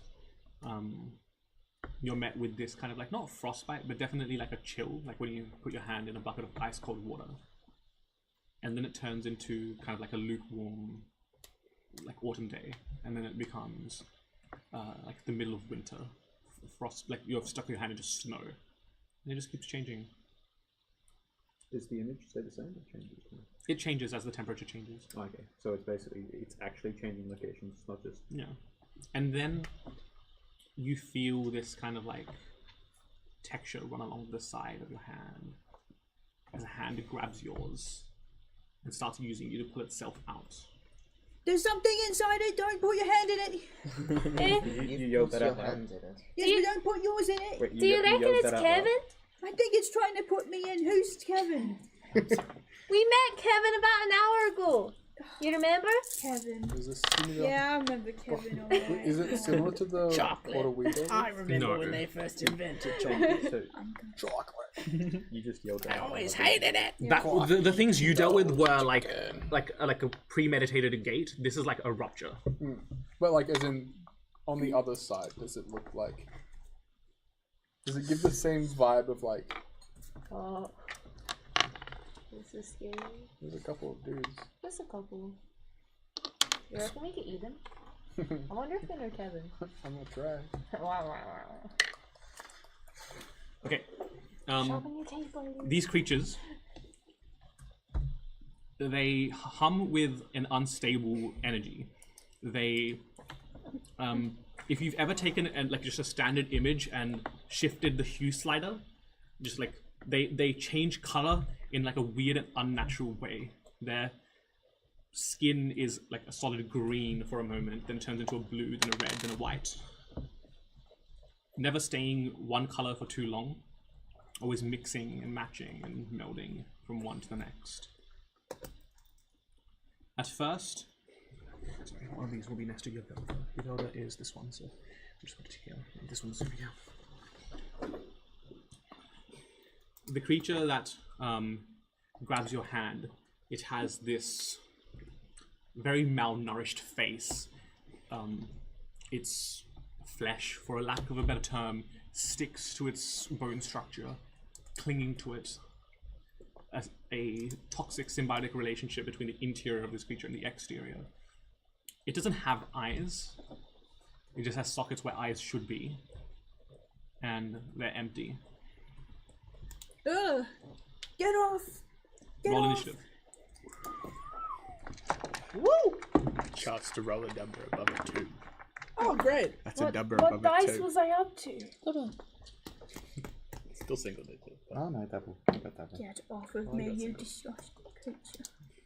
Creature of the night. I banish thee from thine. Would I still have your? Yeah, the last 10 minutes. Would, yeah. Might as well use it for this. Alrighty. 25 to 20. Wait, it's just a d6 Yeah. plus. Okay. 24. Anyone else in 25 to 20? Oh, sorry, I got a 23. Okay, so you're first. What did you get? 24.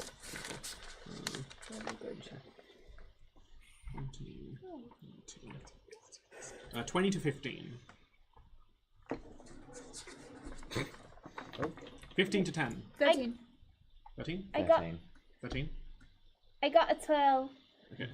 Who out of you has the higher dex? I have +2. No, wait. I have a plus Hang on, one. I have +4. That's a 15, right? Okay, so it's Hamish, Devon, Olivia. A, G, Y, V, K, V. Okay, I might do this. Yeah, I'm kind of scrappy. You could put it. God, You every could pull it time. up around you to the other side. If you want. Everywhere I go, I'm trapped. That's a terrible idea. Why did I do 10 to 5. 9. that? I didn't. Okay, definitely not 10. Yeah, Because these are One of they the have snacks. These don't all on have that eyes. table. Okay. 6. And then 5 to 1. 4. What do you roll? Oh wait, no, you're on Zero there. at a Okay, time. that's right.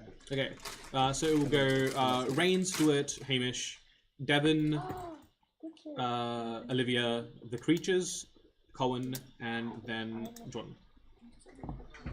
Starting us off with Rain, with Stuart on deck. Okay. I Wait, guess. Cohen Jordan or Jordan? I'm last. Me and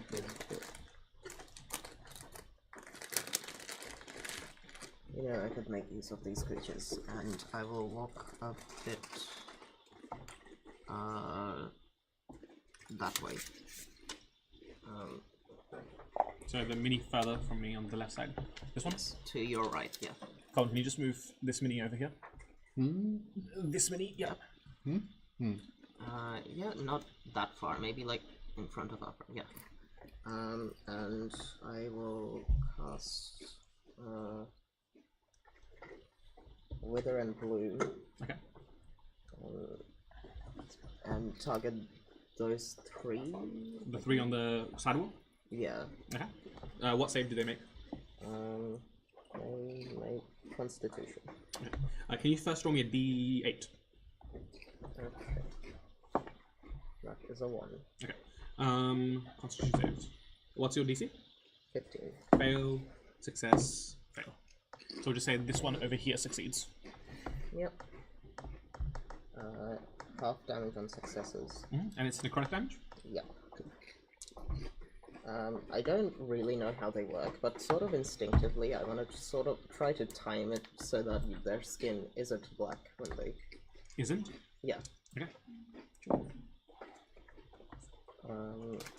9 damage, and then... To the ones that failed? Yeah, 9 to the fails, and then 4 to the success. Cool. Lovely. Good shit. And are you healing yourself? Yes, that will go for me. I will heal. Anything else on your turn?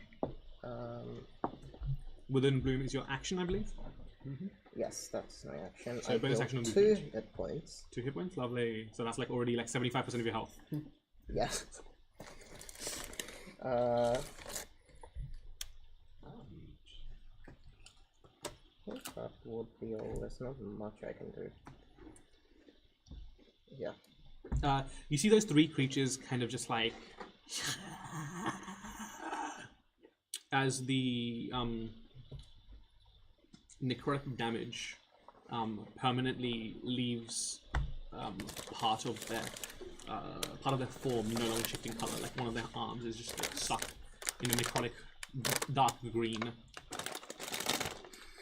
That brings us to Wormtongue with Aligala on deck. So just remind me, this is building here or what? Yeah, there is a building here. And these guys are in the building? No, so like the building's front would be like, so this would be the building would be here. Oh yeah, okay, cool. And I've just heard, I've seen these guys do that. I've walked past, noticed the doctor, seen these things appear all around us, and then heard Yvelda shout out after being grabbed, watch you do something there. Yeah, you see the gentleman at the end of the row, first of all react to the portals that turn up next to him, and then hearing you guys call out, turns around, and back there, and just looks down and goes, "What the fuck?" And I will... Do they sound the same? Vaguely enough. Yeah, I mean, like it's sort of there. It's like same city? Yeah, sort of thing. I'm walking you. What the fuck? At which point, in a flurry of action, having seen you on the ground, you getting grabbed and everything, I will take the Step of the Wind action. Yeah. New monk rules, which lets me dash and disengage at the same time. And you see the white figure basically drop the lab coat and glasses, leg it down in this sort of sleek black shirt, fly down here, twist past this one, twist past that one, seeing them on the ground, and I'll skirt around the corner here basically to try and get behind it, and basically comes up behind this thing here and just does a massive fucking king hit to the back of its head. Can I try and attack it? Sure. For a... I have to read my notes. 18? Hits. Which is a number. I have to realize I have not played this fucking character yet. Which is a total of 11 damage. As you hit it in the back of its head, you see that it immediately dissolves into kind of just like this puddle of color. Roll me d8. The whole thing or the head? All of it, yes. Roll me a d8. That's a 4. You take 4 points of poison damage. Okay. Is the creature still there then? Nope, it's out. Okay. And I'll just round on the whole party and just, what the fuck are you doing here? Who are you? That's the end of my turn. Lovely. That brings us to Aligala. With Givelda on deck. Wait, which one's you and me? Me. So, yeah, who's this which one? That's you then. So yeah, to you and like broadcasting, what the fuck are you doing here? And I turn around. Who's this strange man? So he's gonna go have a life. You pour a couple of them here before you give us a little. Fix me up, baby.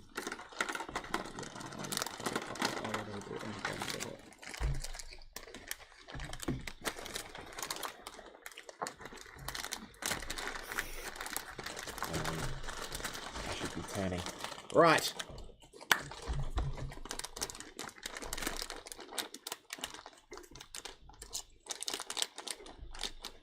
Can I use a bonus action to try and help the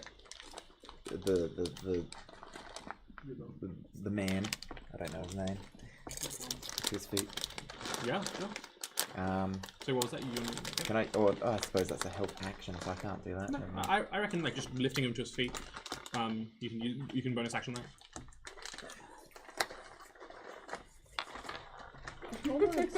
One hit the ground. So you use your bonus action to lift him up. Just stand the mini up. Oh shit! Sorry, I was looking at Maltesers. What happened? I got You you got back lifted up. up to your feet. How did you do it exactly? You just helped me up with your hand. Yeah, pretty much. Okay, cool. Come on. Come on then, up we get. Can't have you lying around. We are all going to die. There are things everywhere. Then worry about yourself. All right then, if you say so. I'm going to cast Fairy Fire, targeting these 4. Yeah. Roll me d8. D8.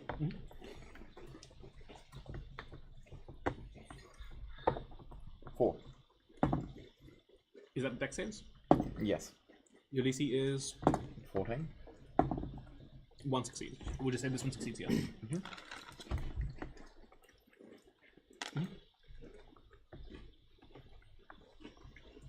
Nice.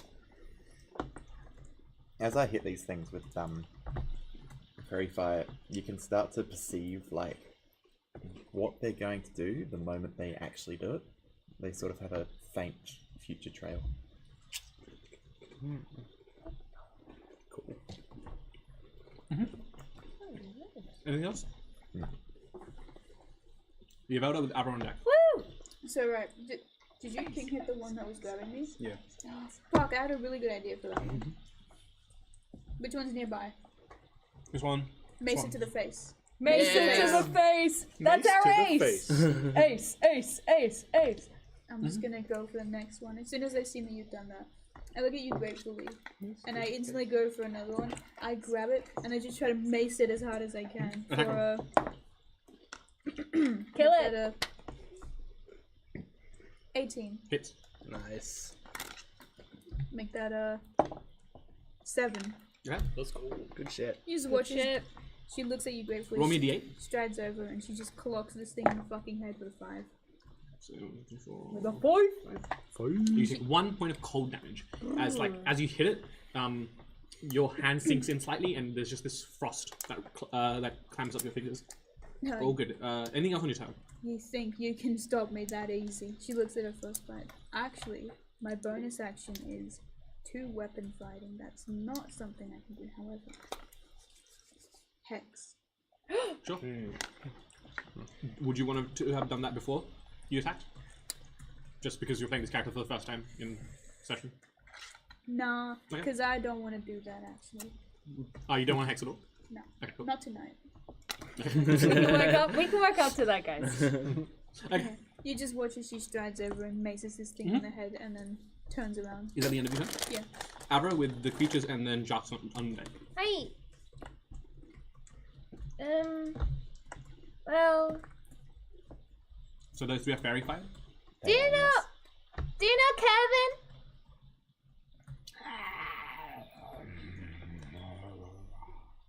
Well, at least Kevin could talk. I think that is a no. Yeah, well, you'd have to try it out.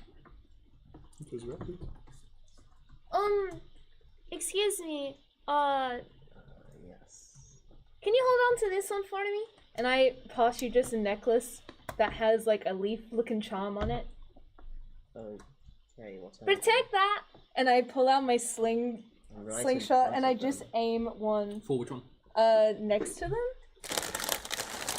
So you're there. Yeah. So do you want to go fall on the sidewalk? There's one next to your I think maybe the one next to your Velda. Yeah? Yeah. Alright. And I just Roll to hit. fling. 21 to hit. Which one did I kill then? You didn't kill one, but you got it severely weak. I see. Abra is attacking the one that you severely weakened. Oh, did you No, want I'm good. No. You're good, you're good. I just thought I killed it, my bad. That's okay. You were close. I also thought you killed it. I thought there was one that I couldn't see, but that's 5 points Yeah. damage. You're not in melee, so it doesn't matter. Okay, cool. As you. Oh no, I was doing the one that was on the board. Oh, okay. Sorry, my bad then. See, there was one I couldn't see. I'm talking about the one that's near Rain's character. Yeah. Yeah, This that one. No, that one. Yeah. Okay. In which case, That's it the doesn't get die. advantage on that Yeah, one. you right? get advantage if you want to roll again So just to just see in if you case crit. you get a crit. Crit. No, No it's crit. worse. That one has been. Sorry. crit. Yeah, so that one dies. Damn. Anything else on your turn?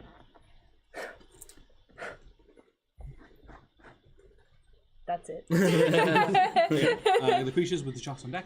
That one there will move up to Rain, character. You just move that one up. Please. That one will move up to Sharks. That one there will move up to Avra. That one there will move to Davio. This one will move to Wormtongue. This one will also move to Wormtongue. This one will move to Alagala. Why do you have a worm as a tongue? What? I have a question as well. No, as in. Is it? Who's one time? Oh, this is just all out of. I'm getting used to accent, which is why I'm talking in Okay, character. that was confusing. I'm like, huh? Huh? How do you know my name? Yeah, exactly. So 2 attacks against Wormtongue. Disadvantage. Disadvantage, you dodged. It's a dash and disengage. Oh, dash disengage. Yeah, not dodge. Oh, that's patient defense changes. So a 15 to hit, Misses. and much lower. Yeah, so as the king hits one of these in the back of the head, and then just. 1 attack against Diavelda for a 14 to hit. You cannot hit me, yes you can. What? Hits. Yeah, it hits. It hits? Yeah, I've got a 12 on my class. You take 1 point of fire damage. It's rough then. You cannot hurt me. Ace. I am the ace. Mace to the face. There will be 2 attacks against Alagala No, there won't be. Oh, for 14 no. and 19. Yes. Oh my god. You take 2 points of acid damage. Okay. How many are there? There's 2 attacks against Davio. So close. That will be a 16 to hit. Okay, I turn around as this one starts to attack me, and my book that was like floating beside my belt suddenly like flickers to float in front of me, and it begins to like on its own rapidly flip through the pages, and you see several of the pages in the middle get torn out, and then they start to like float in like a tornado around me, like 3 pages that like kind of crinkled up, floating in a tornado around me, and sort of glowing with arcane energy, and it starts to block. And I, at the same time, go, Darenda! And I cast Davio's Arcane Protection, so it misses. Yeah. The second attack is much slower. Cool. So that's 2 misses. There'll be 1 attack against Abra Hi. Abracadabra. for 17 to hit. Yeah, that hits me. For 3 points of cold damage. Oh dear. As it kind of like breathes this frost onto you. There'll be an attack against Nithali for a 16 to hit. Hits. You take also 3 points, but this time it's of acid damage. Yes? They have my talisman, so they've just hit by an attacker I can see. I'm using my reaction to deal 2 psychic damage and push the attacker 10 feet away from them. Fucking betrayal over again. Oh, you hit my friends? Not like completely. Who's Trent? I don't know who that is actually. My name's Ava. Who are you guys? What the fuck am I? 1 attack against Jacques. Yeah. Natural 20. Yeah. Oh man. It's fine. I'm probably the best person to get hit by this. 6. 7 points of lightning. Absorb elements. Down to 3 or 4. That'll be down to 3. And that is I believe, the end of their flurry of attacks, which brings us to Jacques with the Davio on deck. Ooh. Right. I will. You see, like, pull out like a little like stone club almost looking thing. It's now like sparking with like lightning. And I kind of like whack it a few times, and like you see a giant rune. It's like pop up on it as I cast Shillelagh on it. And then I will strike at the one that just hit me with Green Flame Blade as well. Not advantage. Fairy Fire is It's off, yeah. on. Sorry. What, did you lose concentration? Yeah, took 2 damage, lost concentration. That was 15. Great job. Thanks. That is How many? a It was 2 hits that did that to you, right? 1. But there's been 2 people attacked. Yes. 21 to hit. It definitely hits. Good shit. Where's my damage? It's a D8. Bear with us, we're learning to play new D6. characters for the very first time. Well, not the very first time, but the very first time on camera. Yes, please. Plus 4.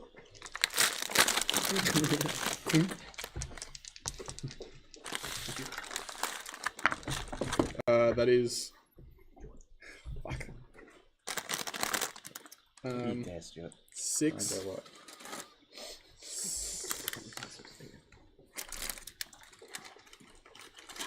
6 bludgeoning damage. Yep. 5 lightning damage. Yep. And then another creature within 10 feet, which I think that one right next to Abra is. Oh, not Abra, Yavelda. Takes 4 fire damage. Yep.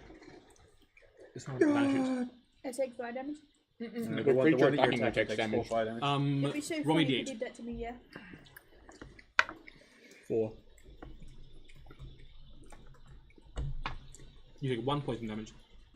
Roll element. 1 poison damage. Fuck off. Not everyone.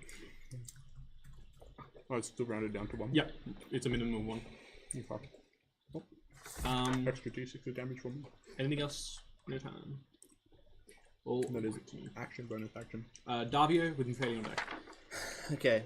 I stand and look at these, the sort of 3 that are in front of me.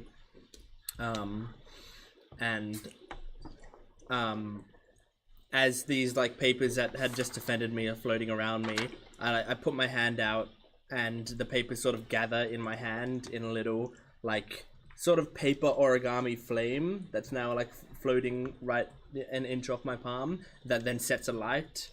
I go Fuebana, and I blow the flame, and as I do, it like shoots out in a cone in front of me.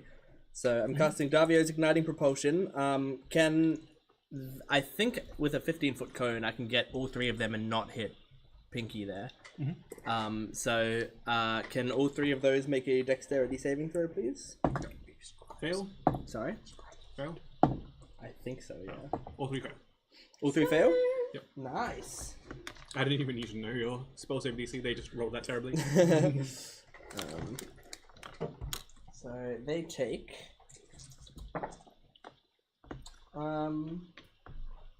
7 points of fire damage each.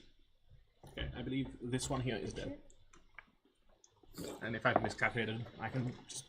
I don't know. Yeah, fair enough. Too hard. They only have like 10 or 11 health, so...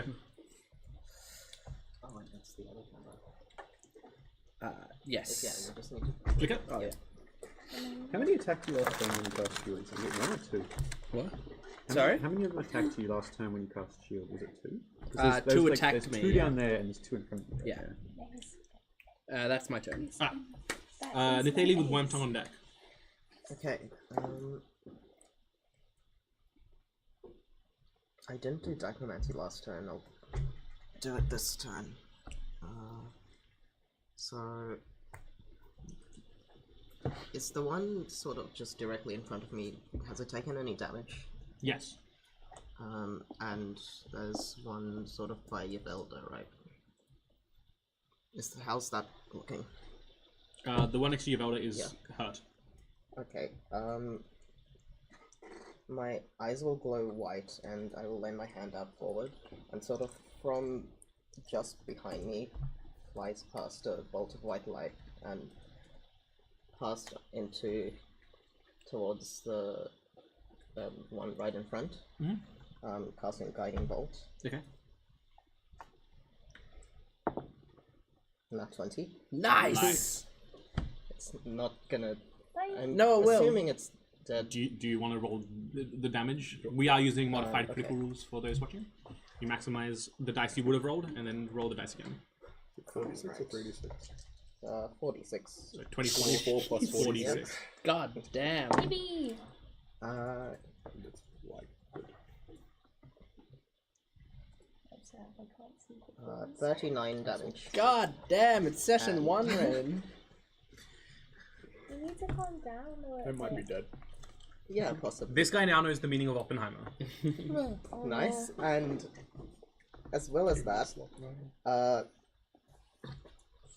actually, what's Allied Gala, your hair starts to glow and a little flash of light flies out towards the one next to Yvelda, and that takes 5 damage. Okay. What? Yep. Okay. Wait, what is it? What was it you said you cast? The fucking Guiding Bolt. Jesus Christ. Very close to Plus a killing it. little spice. You got 30, 39. 39 and And then another 5. yeah. Very close to killing it, but it is still up. That brings us to Worm Tongue with Aligala on deck. There are 2 of them right behind me, right? Yeah. That have just swung at me, and the party in front. Let me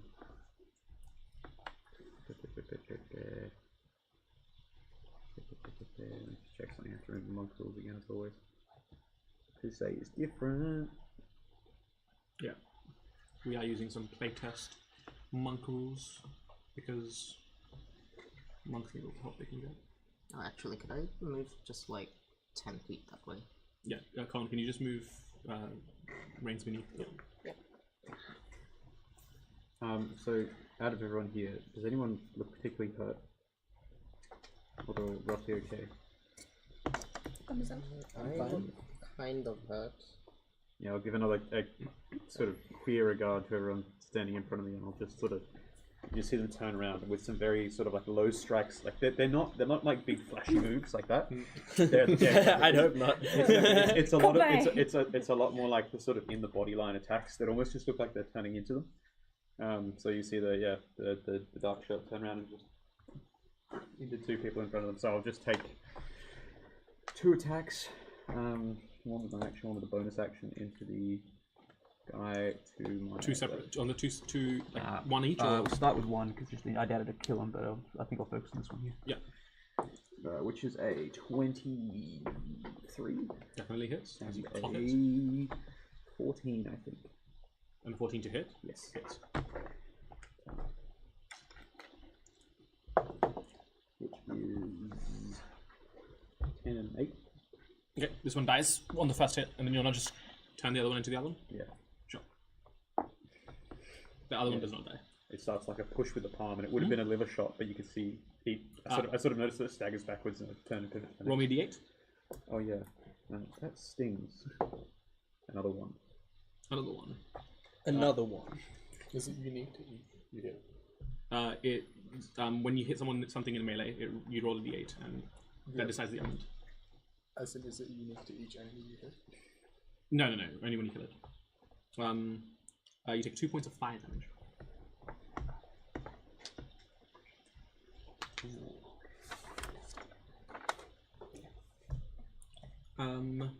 Is that the end of your turn? Yeah. Yeah. Something like that. Aligala with Worm Tongue on deck. What? Worm tongue again? So no, Aligala with Yvelda on deck. My bad. Worm tongue. You're back again. Every turn. Oh, sure. New monk rules. Monks get every second turn. Well, I haven't got as far. One legendary action every round. I felt monks were a bit weak, so. We thought monks were a bit weak. Gave them a bit of a nudge, you know. Yeah, Just a slight adjustment. they're actually really good at playtest.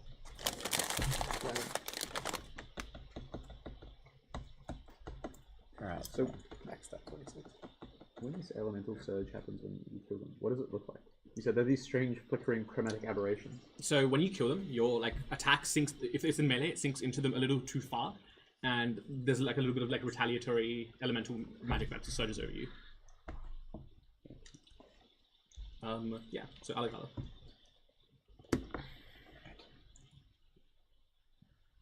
I'm just gonna try and stab the one that's closest to me with my dagger. Okay. That went on a journey. What's that? That went on a journey. That's a 17 to hit. That definitely hits. How much damage are you doing? Not much. Oh, which one are you hitting? There's two next to you. The one that's closest to Davio. Mhm.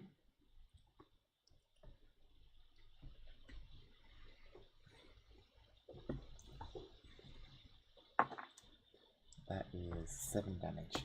Lovely. I think that one's... Yeah, it has hit to by be. the fire from Yeah, Davio. so can I before. have the one next to Davio, please? Thank you. Cool. Lovely. Can I also get you to roll me a d8? Ooh. 2. You take 1 point of acid damage as you attack it with your dagger. Dagger, you said? Dagger. Yeah. It kind of pops and splashes you with some acid. Cool. Anything else on your turn? No. That brings us to Yvelda with Avalon Dag. Now, if I was to do Eldritch Blast, how much dangerous would that be? You'd be at disadvantage because you're point blank, so you could step away from it if you'd like. Oh, that one's still alive? Yeah. Fuck it, mace it in the face. Mace in the face. Mace to the face. I thought it was dead for a second. I'm like, oh yeah. Mace to I was the face. I was actually kind of aiming for the one near your Galileo, whatever your name is. Galileo. Galileo. Let's go with that. And I'm Galileo. getting into my character very well, you can see. I haven't even introduced myself. You have no reason to know what my name That is. is true. That's another 18. That hits. Good shit. Nice. She doesn't kill it. She sees your you name? hit it. And she's like, oh, I've had enough! And I'm going to grab this fucking thing and with a high socialite get together at a beer I don't conference. know. How An about ale a gala, 4? some might say. Oh wait, 4 damage. You watch and she grabs it and she maces it in the head again. Roll me a d8. Shit. I'm assuming this is epic style, not damage. 4. You take 1 poison damage. Right. You know what? You can poison. Not me. Anything else on your turn? Hold on. I can do 2 weapon fighting, right? Do you have a second weapon? I have a dagger. Yeah? You could walk up to something and shiv it. Go! I'm gonna stride over to the one near Worm Tongue. And you just watch as she looks at you for a second. No, particular expression. She's just, looking at you, acknowledging your existence before stabbing this thing. Yeah. For, And then 14. Hits. Yes! Nice. Make that, 4. Roll me another d8. She just looks at you, shanks this thing, Ace, and then you watch her, Ace, 5. Ace. I just sort of shy 5? away from you a bit, like, what the fuck? You take 3 points of cold damage. And she, looks a bit in pain as she gets this, frost, but she, looks at you and goes, "You right, mate?" And there are no full response yet. She's puts her Watching dagger. this thing evaporate around you with frost coming out. She like puts the dagger back in her bag. You'll be right. It's cool. That's me done. Avra with the creatures and then Jogs. Hi. I mean, like, we've got one there and then. You look like someone who's like from like the Ministry of Magic or something. I don't know how to take that. It's pretty cool. As I just like just kind of like stretch up my arm, and then all of a sudden this like crackling energy comes out of it, as I just like go and whip the one that's like right underneath me. Yeah. I'm casting Lightning Law. Yeah. It's a strength save. Yeah. I'll be in 11. That's a fail. Huh?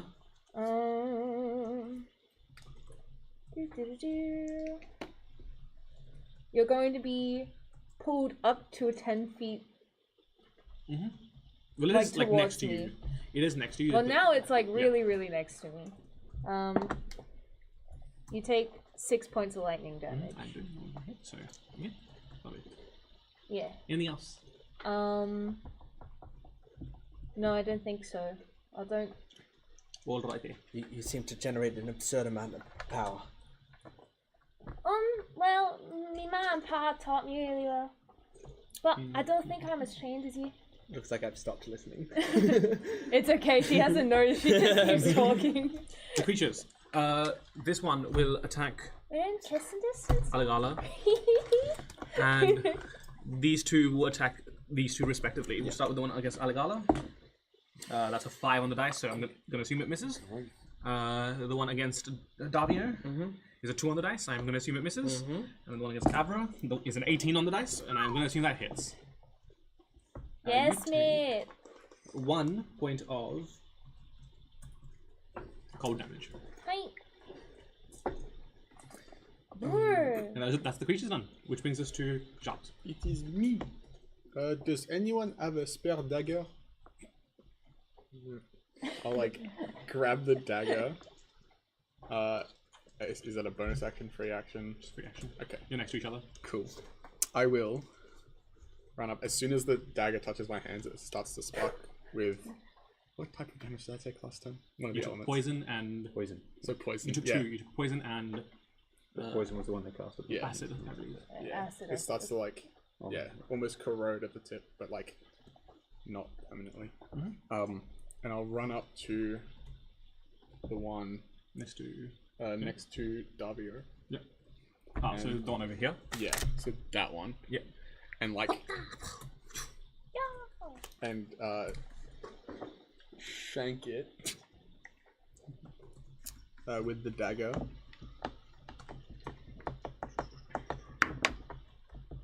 Yeah, that's not going to be great. That's a 10. Hits. 4. Nice. They do not have much armor. Sick. Dagger is a D4, yeah. Yeah.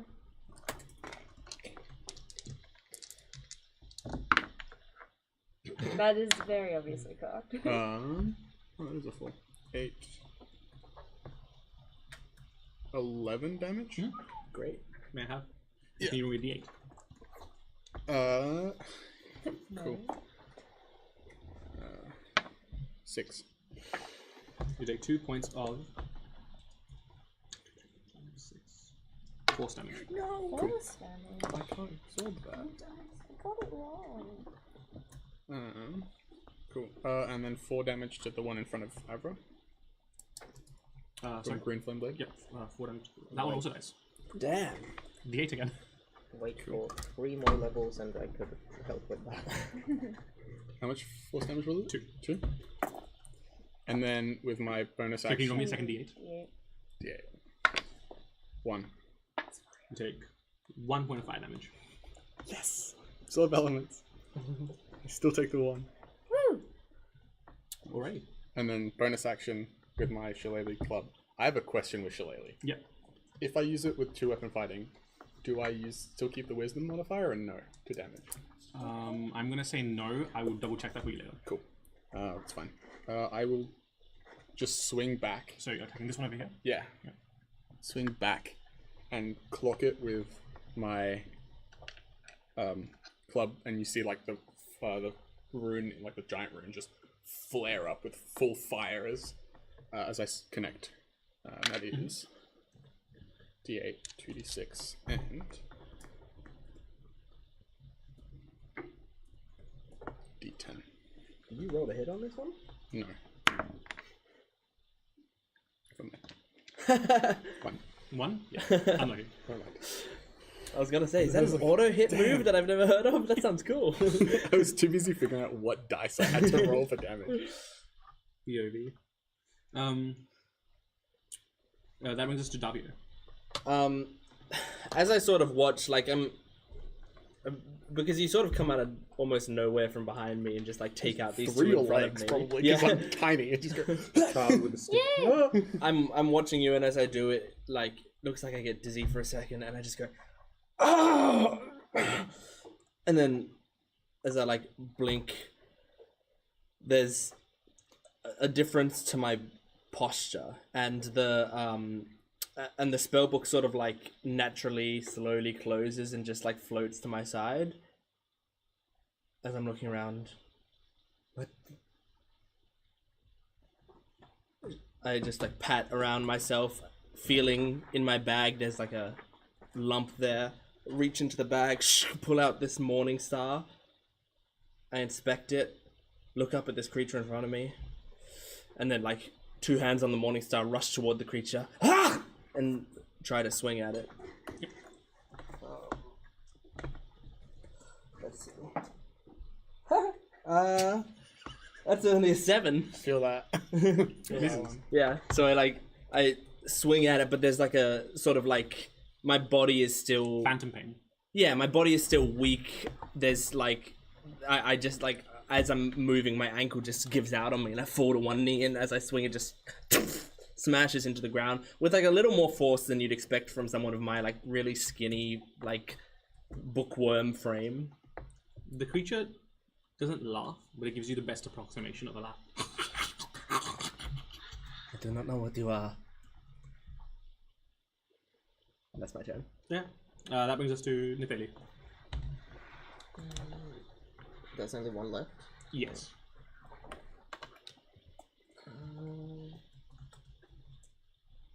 Yeah, I will from here.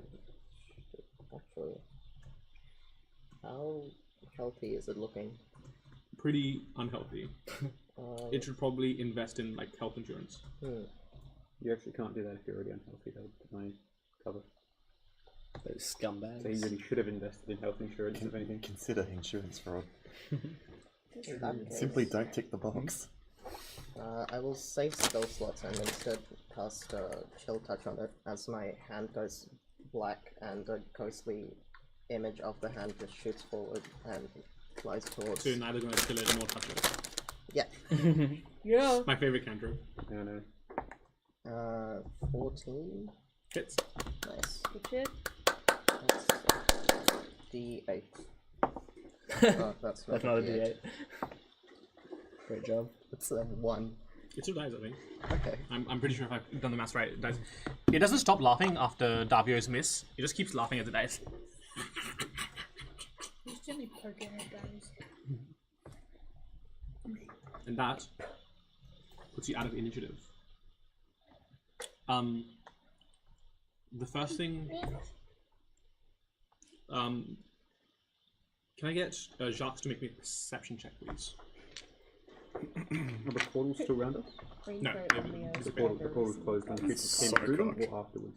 When the creatures came through. So much better. 21. 21. You see sitting on the benches that Aligala was hiding beneath a figure. 3 figures. No, 1 figure. 3 heads attached to 1 torso. You can just see that one has a large spool of wool. One is knitting, and the third, has a pair of scissors. They just kind of like smile in kind of like a staggered unison. One smiles and the next and the next, as that one thought propagates through the three of them. And you feel both the words that they've told you previously and the pieces of paper that you hold onto buzz as they kind of like disintegrate into dust. Like the paper disintegrates? Yeah, those little shards of paper I gave you when we did a pre-campaign. Yeah. I'll small wave. Yeah. And as soon as you saw them, they're gone.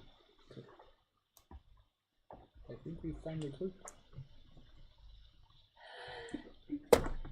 Imelda! What? What's up? We need to go take the wanted poster down. Right now? Well, we don't need any unwanted people joining the group. Right. Jacques, you say. I say what? Well, Jacques believes that we found them. I think this is the number of people. Oh, I see. This is our band we're talking about, right? Yeah. Wait, hang on, after all that's happened, we're not talking about the color shifting, shriveled. Well, we can get to that when we get there. Alright. There's an agenda of our own we've got to discuss, right? I do love agendas. Do you like the number 7? It's not really a prerequisite, but... For those of us who don't innately understand what's going on, probably him, could you explain it in the most simple of terms? The fates have sent me here to find a group of people. Yeah, that's about as simple as it gets. Explains everything to me. And they gave me descriptions that vaguely seem to fit everyone. Yeah. They gave you my description. A vague, esoteric description, some might say. Yeah, you're right. It was a bit esoteric. Right. I can read them out to you if you would like to identify with one of them.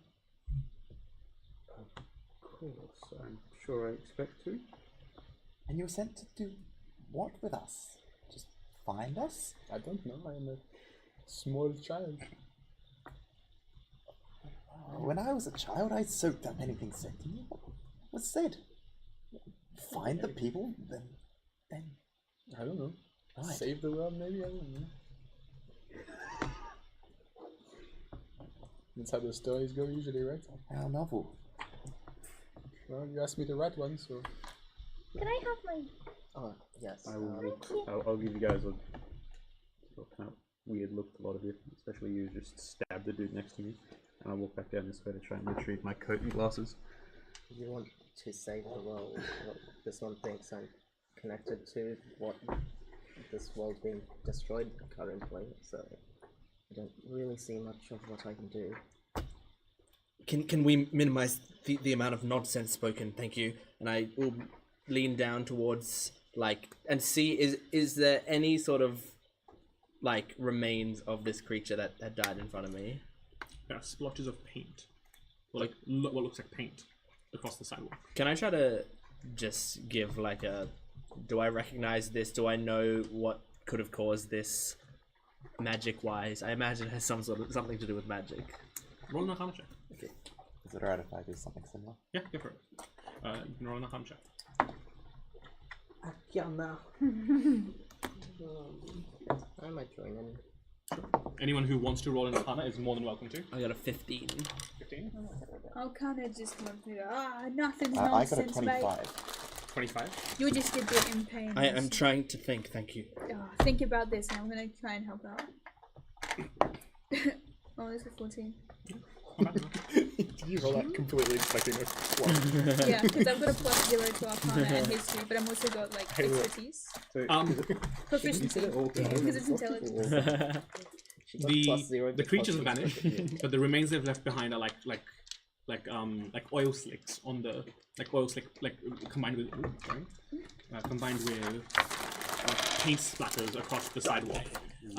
With a 25, actually no, we'll start with, what did you roll? I got a 15. Okay. With a 15, the most that you can glean is that,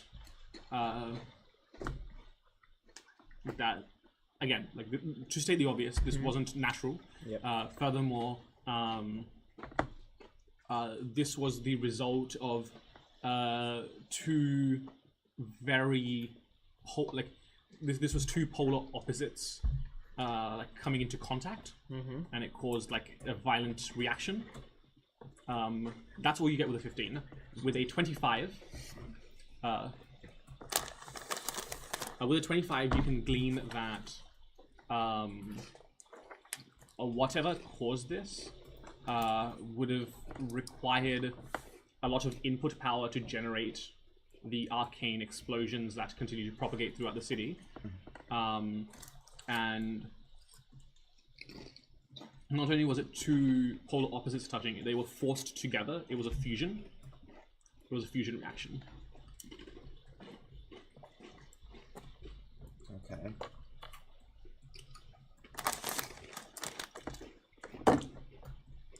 I'll take out just a little like test tube and see if I can just scoop up some of the stuff and put it onto my belt. So, does everyone have some sort of cool, funny thing that brought him here? Because, not to brag, but does my character know? Did her like beauty tell her what's up? You would know what you were told in your pre-campaign. I vaguely remember. So, well, not to brag, but like I'm part of a prophecy, you know. Don't know if you've heard anything about it. You do realize there was just an accident on a monumental scale. Well, yeah, but we're talking about things that brought us here, right? We are not talking about anything. You are the only one speaking right now, and your tone is frankly not matching up with the events around us right now. It's fine. Listen. How many people do you think died today? I'm not talking about that. Just don't worry. Listen. That is precisely my problem. Why are we not talking about that? Right then. And are you sitting down? You standing? Yeah, I'm like kneeling. I'm gonna yank him up by his collar. Right then. If you're so set about it, go and help. And I'm not gonna throw him, but I'm gonna give him a gentle like. Go on. Yeah, I just like stumble across the ground. At that point, I think I'll probably. I'm there all of a sudden and just puts a hand out and I said, "Doctor, looks like you need this," and I'll hand you the now folded up lab coat. Do I now know who you are? As you look at me, not that many people call me doctor. No. Well, I'm purely judging it based on your appearance in your book, but no, I'm gonna say I'll see. You do notice, as the only inclination. The face has got some strange similarities, and certainly so does the figure. But you notice the same splotched scar down here. That's what you described first session. And I say, well, I was going to make good use of it, but now you've got that. Fucking worthless. So, good morning. For the second time. I like lean back and I go, "We don't know each other." Of course not. Just here to help. Doing my job, as they say. I just turn away from you and I like drop the lab coat to the ground and continue to walk. So be it, if you don't need that, because yours is burnt to pieces, isn't it? Yeah.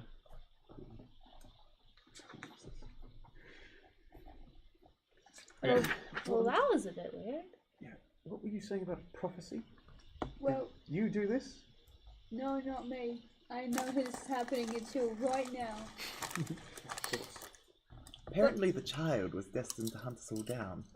Now that they have, well, that's the end, I suppose. And the big lady's part of a It's been different wonderful. prophecy? Right, I need to go see if the people I live with are still alive. Where do they live? Toward the center of the city? No, towards the outskirts in Falls. Then they may be alright. I think so. Well, my name's Avra Kilnset from the Kilnset family that's found in Loch LaSalle. That's in like an island very far away.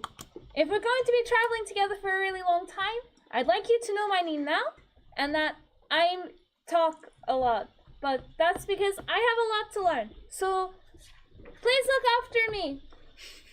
You said Kilnset?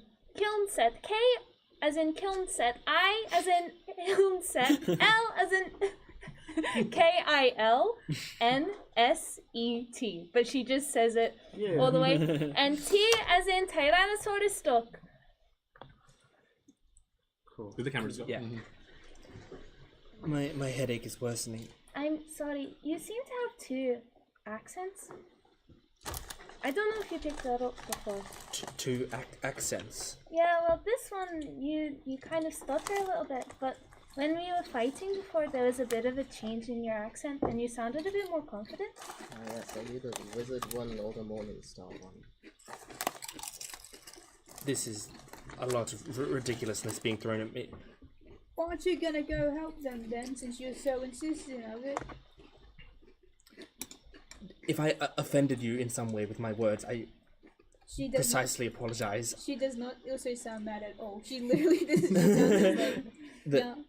I was simply Well, I telling don't- you that you should have some sort of tact for something that there was a great loss of life here today. Don't know what tact means, but I'm sure it means something. So, listen.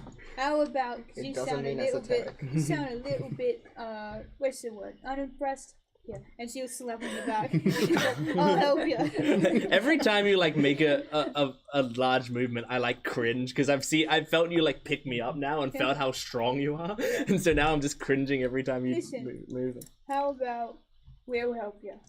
I'll help you. You should introduce yourself. That's right, and I'm gonna also just put my hand like right in front of you. I'm your builder, Billy Cash. I'm a wandering adventurer, you see. I aim to do good, and you're right. I'm not doing any good, not helping anybody, so I'll help you. I slowly reach out and give you like a weak yeah, I've got like a weak grip. You feel like several of my bones click as you squeeze it. It's an honor. I am Davio Shasi. CHASSIS, I I believe. can't spell that high, you're gonna have to try a bit. Can't spell that high. And then she'll kind of like From the rat pack? release your hand and like swing it out to everyone. It's Yeah, I remember okay. hearing that when you made the reference. I was like, yo. Hopscotch gang, random guy. I'm also your brother, remember that. It's a pleasure to meet you. And I suppose I have been rather rude in not introducing myself. Hopscotch Gang in the band is a fucking party name if ever heard them. It's at this point. Oh, he was about to introduce himself. sorry. No, I'm just rudely interrupted. No, go on. No, please continue, sorry. No. Something happens. No, you go. No, a thing happened. No, you go. A thing happened. Excuse You me. You were introducing yourself. I was, but then something happened. So An I event simply triggered. an event triggered. Unskippable cutscene. No, go.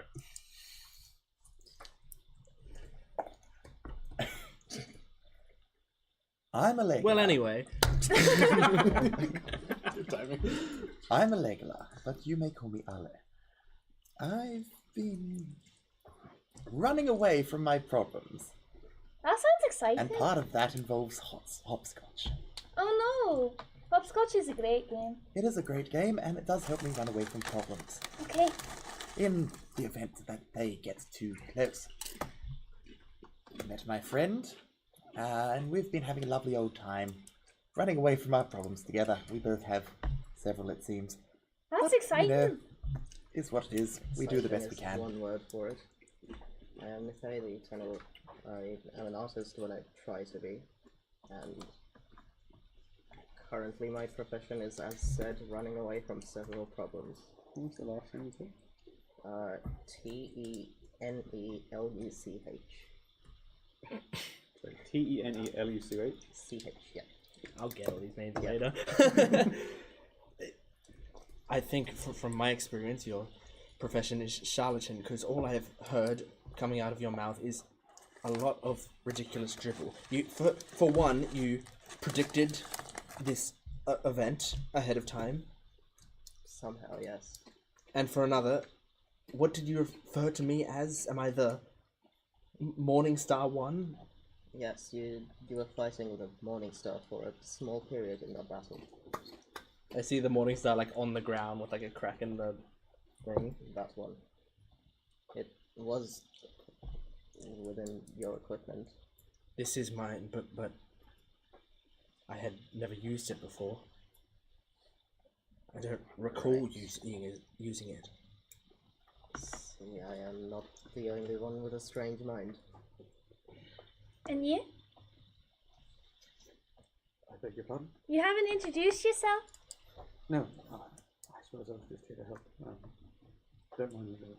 But you're our party member. You're in our band now. The fate said so. Trouble is that I can't really play much. That's okay, we can teach you. What's your name? I was just here to help my colleague, as you can see. Dr. Chassis, you might not remember me, but I think I've seen you from a distance, a convention or two. I'm Dr. Chase. Dr. Chase. C-H-A-I-S-E. A-I-S-E. Okay. You can imagine my surprise seeing someone I recognise in the middle of this, but don't mind. I'll leave you to a business for now, I suppose, unless anyone knows what caused those portals or prophecies as such. As far as I can tell, it seems as though it was less of an accident than it seems. Yeah, that sort of thing doesn't really seem to happen. The stuff those creatures left behind, it abhors the form that it's taken. It's trying to pull itself apart, as though it was forced together.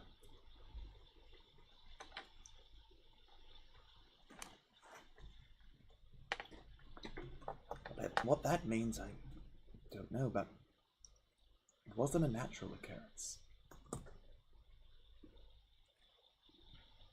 Yeah, I'm inclined to think so, given everything else. Magic is part of the world. Yeah, but that seems somewhat destructive. Did any of you notice where exactly it came from? It came from around the center of the city. It was near my house. I'm sure it is long gone at this point. Everything I had. Near your house? Yes. Did you see what happened? Were you close enough? All I saw is a vast array of colors. I felt many different magical forces that I had not recognized. And it burned a lot. What should we do, Doctor? Oh, sorry, I'm not that sort of doctor. Can't really help them much. Are you okay? What did you say? Are you okay, Dr. Chassis? Doctors. You seem to have taken a knock to the head.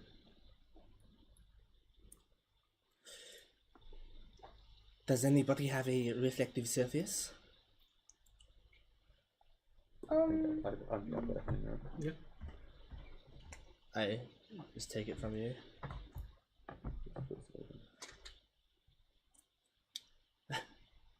I do not mean to alarm anyone, but how did I get here? Well, you kind of teleported out from the sky and you landed on the ground. I see. Very well. I like pull the glasses off now, and like just sort of look at them, and my eyes blink as if now they can see properly, and I'll like reach up and feel the tightness on the bun, and I just like tug at it, and the hair like springs free. So now that like long hair that was tied into a bun goes down like shoulder length curly hair. As like I stand seeing the morning star, like putting it into my bag as I stand up straight, this like now very, you know, strong, very sort of trained posture to my body. And it seems the even like my face isn't different, but it seems as if the way my face is naturally resting, the muscles are being used in a different way.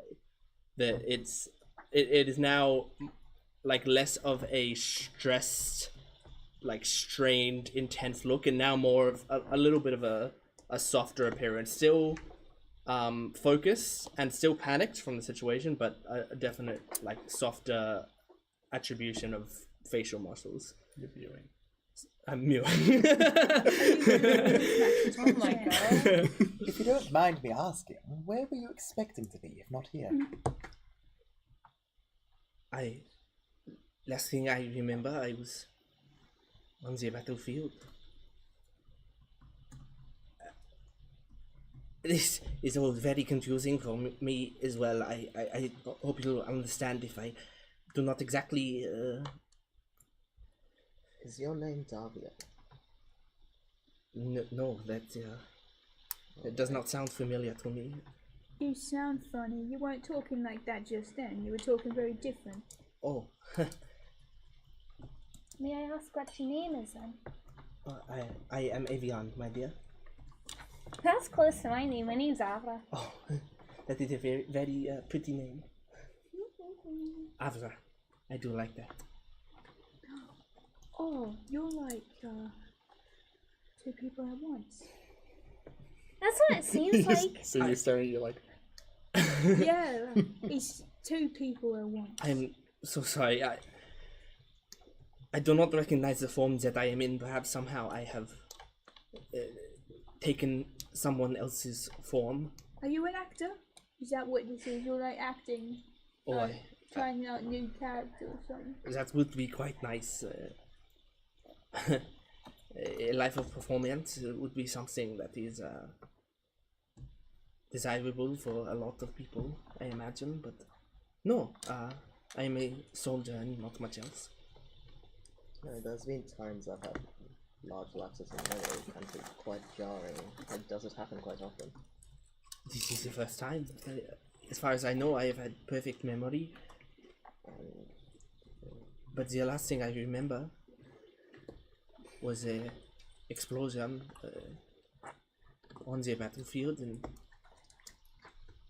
I feel like it has been black for quite a long time. This battle, what were you fighting for? Do you recall? I was part of a squadron. We fought the people who we were told to fight. Fighting for the right reasons, I believe. A squadron called F4. I was attempting a rescue mission of one of my soldiers.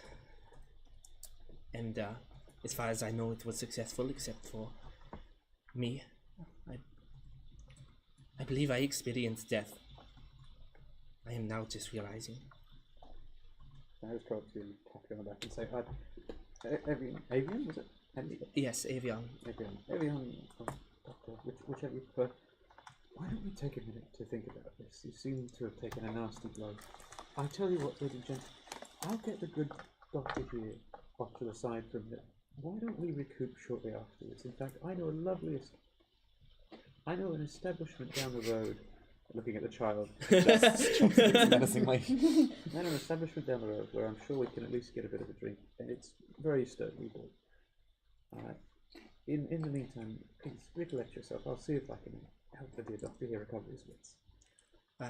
Here, thank you. Actually, upon hearing that you were a soldier running the battlefield, Yvelda's very jovial attitude that she had before kind of just like slowly dissipates?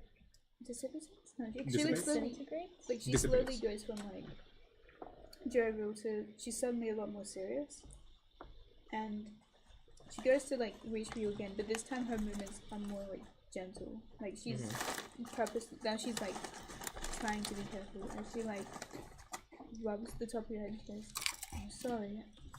I didn't know you were a soldier. I didn't know you were,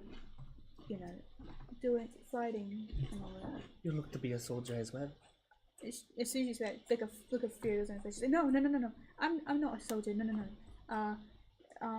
You have quite a trained body. That's not soldier at all. No. I would never. I'd never go on. I'd never go on the battlefield. No, I'm an adventurer. You see. Oh, I see. Good choice. I'm sorry. I didn't realize you. No apologies necessary. I'm sorry if I gave the impression that I was somehow affected by you. No, I'm sorry you had to go through all that. You know. You would make a good soldier. As soon as you say that, she looks sad. She goes, oh, no, yeah, no, I don't know, maybe I'll be, I don't know, but yeah, when you go rest up, don't worry about it, you're alright. Thank you very much. Alright. This battle, you remember, do you know what year it was? Good question. I do not know. It would have been. Yeah, can you tell me what year it was then? One second. Let me just get my notes up. It is, I believe, on my PC somewhere, but I think I can access it from here. While that's happening, on top of that, do you know? I have one question in character and one out of character. Do you know which country you are fighting for, or what people? I was fighting in. Now I don't want to actually get this wrong, because I don't want to actually say the wrong thing. And is it spelled Evian like the water? Avian like the water. I'm spraying it like a bird. I thought it was It's Aether, like a but bird. Yeah. That's the sort of You were fighting in the year 634. Yep, and remind me, so I don't get it wrong, where I was fighting? You were fighting in Naya. I thought so. Okay. You were deployed there from your home country. And wait, so what was the year? Where you said was your again? home? What team were you fighting on? 634. Last I remember, I was fighting in the year 634. That's 4 years from now. Well, that is a lot to take in, and I was in Naya. 4 years. 4 years ago. ahead or go? 4 years ago. Go. Yeah. 4 years from now, and I was Yeah. hang on. Backwards from now. In the not forward direction. So the sideways direction? Yeah, left. From that reaction, I am not in Naya anymore. Quite a big city. I do not believe I've been in the city this big. I wish I could have seen it before whatever had happened here happened. Is this destruction recent? Happened Rather. because now. I see. Well, apologies, I did not mean to disrupt what was going on between all of you. No, not at all. In fact, if you do need anything, we are here to help. Well, likewise, I am here to help you as well. I will provide whatever assistance it is while I get the bearing on exactly what is happening here. That would be good for me as well. I've also just recently arrived, and I've only just now learned what country I am in. One in the same. It seems to be fucking French. Oui. Whoops. I can understand why Evian doesn't know why he's here, or why how have you arrived? I apologize if you could refer to me as she when you speak about me. That would be appreciated. I apologize. No, you could not have known in this form. I arrived where Parquet from the Feywild. As I said, almost directly from the Fates. So it seems that my arrival was so close to such an incident is not simply unfortunate timing. So I guess no one can describe what's going on in a normal way. No.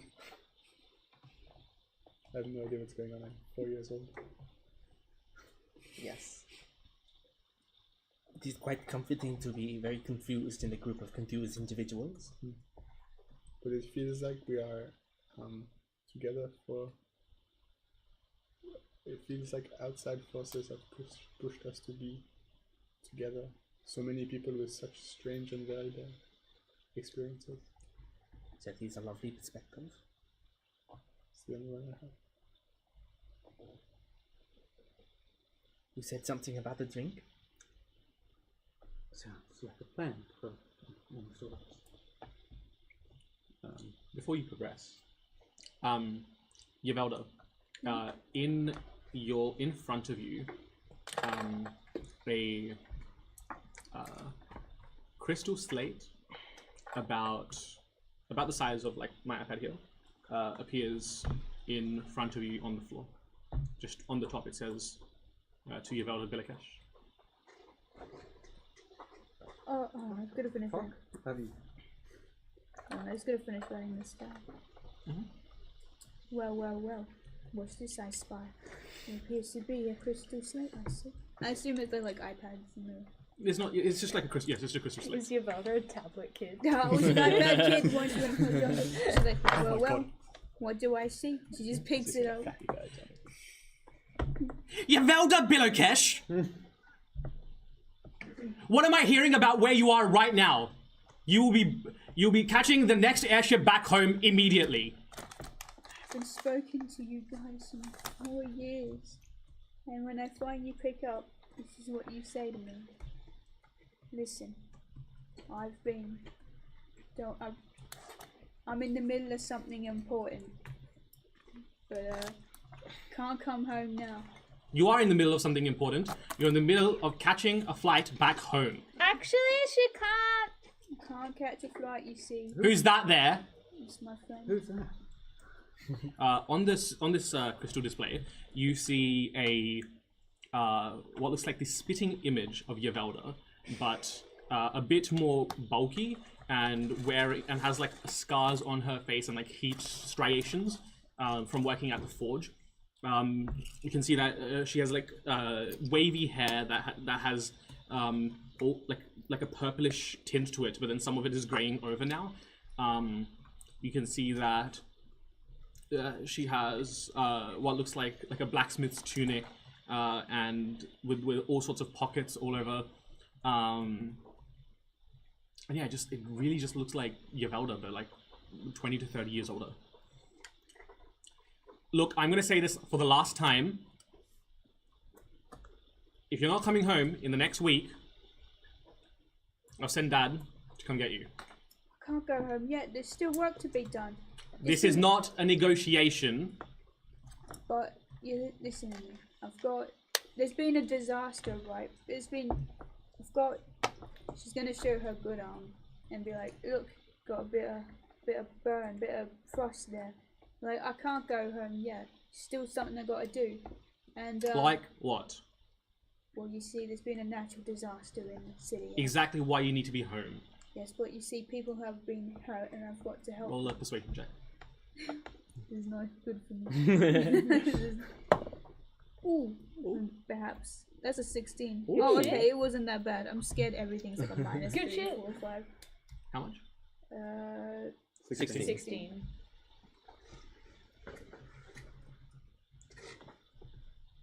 One week. Do what you must, then home. Yeah, 1 week. I've got you. Don't worry, Mom. Be alright. The kind of like the crystal slate just kind of turns to like harmless particulate dust. How old 1 are you week. again? 1 week. 1 week old. I'm 27. For the past, hold on. No, 5. For the past 5 years, right? Non-stop, my family has been trying to get me to come home, but I can't go home. See, I'm an adventurer. That's my calling. That's what my friend Mineral told me, and I can't go home yet. It sounds a bit controlling. Well, it's just because, and she looks uncomfortable as she says, it's like, look, my brother was in a war and he died, and ever since then, well, they've not wanted me to do. They just want me to be in the family business. Don't worry about it. It's all good. I've been adventuring, making money, making a living. Haven't told him about this, and she shows her like robotic arm. So you can't tell him that I've done this, because she ain't seen this yet. Scout honor, man. Thank you, because she knew that Well, look, if we're being honesty hour here, I might have also hung out with a dwarven clan at some time for board and lost this in the process. Not to them, but I helped them a little, you see, and I got this. So don't tell them. If you see them, don't tell them. It was it's not for them to know, not yet.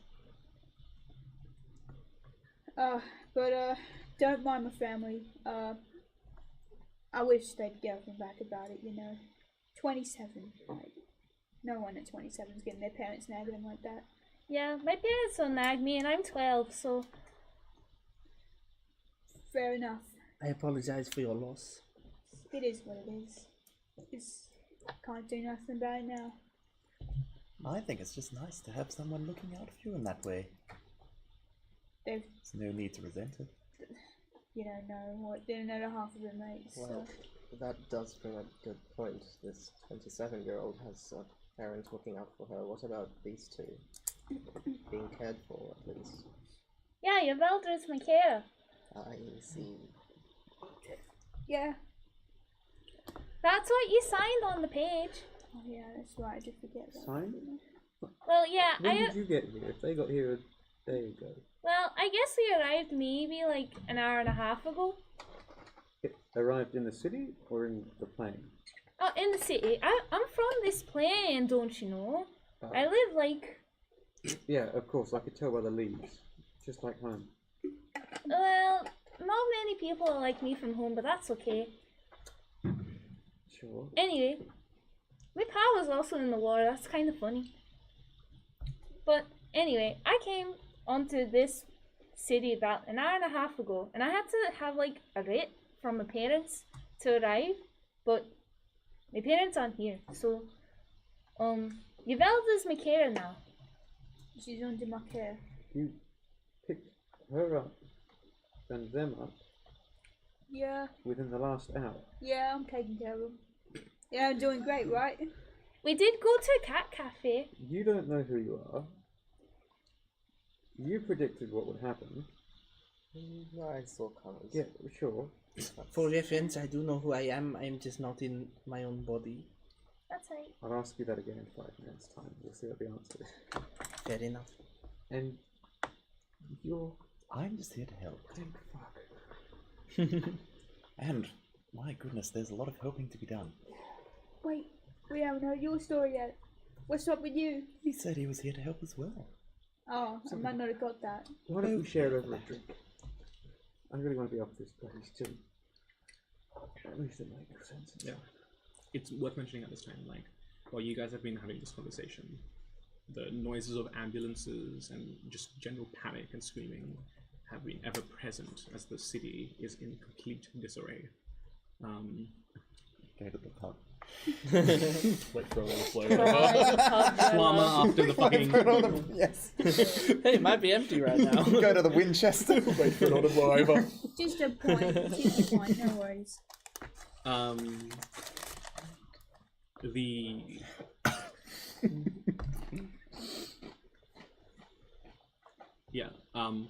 As you guys are making your way towards a place suitable to...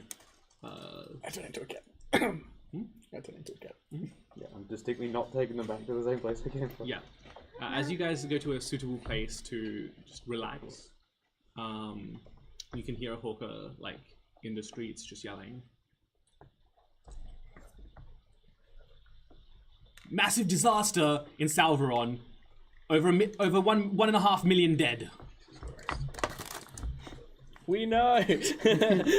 We were there. So, shouldn't we go and help? So are you. Who within earshot is learning this for the first time? Over 5 million injured. How many in this city? This is a really dense city. Right? Yes, this is the population of the city is about 12.5 million. 11 million. I wonder where it didn't hit. I'm a cat. I'm a cat.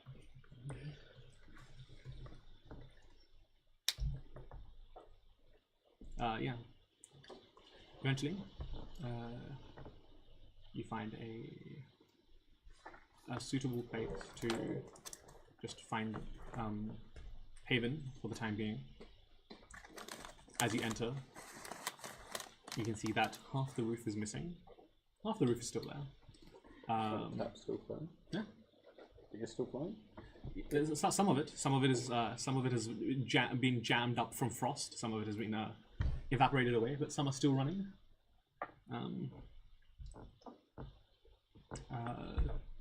You can see that at the head of the bar, you can see that the barkeep is just kind of like putting out fires and just in a state of hectic panic, trying to recover themselves. We'll just quickly go to a break there for like 5-10 minutes. Perfect timing. All right, we will see you very soon. Goodbye. Bye.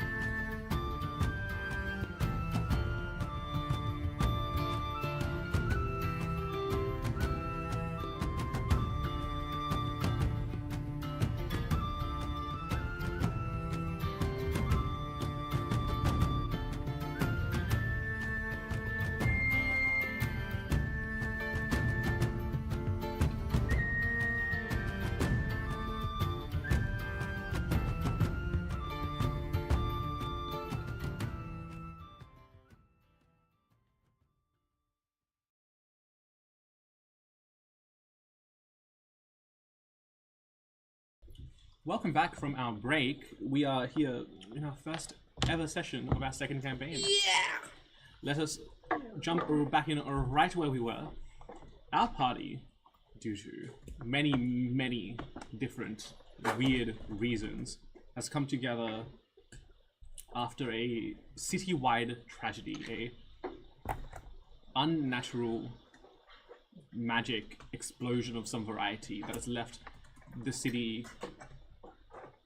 in ruins and shambles. The 7 of you find yourselves in a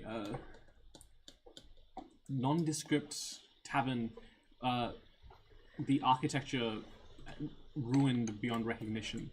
The sign just collapsed on the floor, which is just me taking the easy way out of not having to name a tavern on the spot. I'd like to go up to the tavern sign and see if I can. Yeah. I cast mending on the tavern sign. Yeah, we gotta put it back up before. There's no way you're getting away with that. As you enter the tavern. TM. That's the name. The Tavern. The tavern. No. I'll give you a name in a second. The docile duck. There you go. The docile duck. I thought you were just going to say D tavern as a DIE. Good name. Thank you. That's a very fancy name, isn't it? The Dockerly Duck. It's great. As opposed to what the aggressive are. It is pronounced docile. As I said, the bartender is in the process of putting out fires, fixing up what he can. The bartender is this what looks like half elven, half furball. They have like the elements of like nature's blessing throughout their hair, their skin. And they have this almost like chlorophyll-esque green tint to their skin, but with the traditional like pointed elven ears. They have this kind of like basically like little toolkit that they're using to go around and just fix stuff up where they can, with a little bit of carpentry and a little bit of natural magic that they have. And they kind of just tell you, oh, if you're looking for a lodging, we don't have that many rooms, but how can I help? Just somewhere to take a rest from all this. You look to be the only one standing. Well, yeah, just feel free to take your pick of a table for now. I'll see what I can do for a more permanent stay later. We'll clean it up. And you find yourselves just a lovely, like, what's the remnants, like 3/4 of a table, still standing because it still has 3 of its 4 legs, stools around it, near enough to the front of the establishment that you can still see the now slowly melting ocean in the summer heat. Even a place like this still kind of functioning with whatever's left of it. Be surprised that it takes you on a tavern. This is this city. That's what it's like.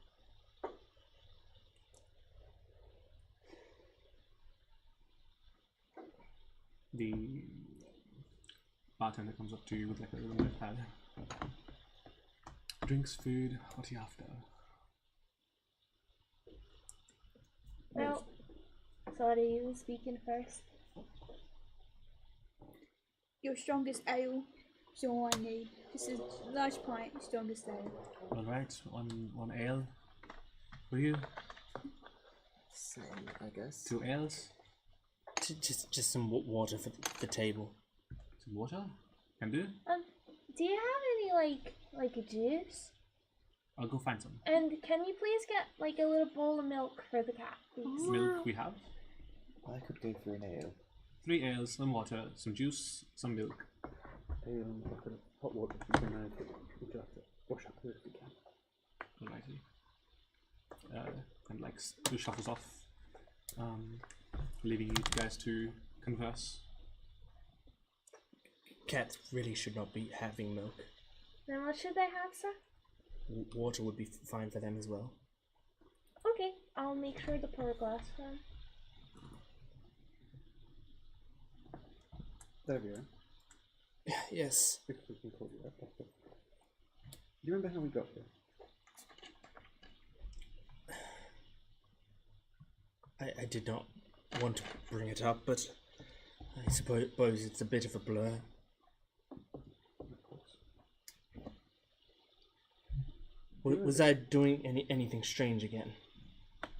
So to speak, not exactly you. I'm a little concerned with your well-being. I think you should probably go and lie down. I think you should tell me everything you know.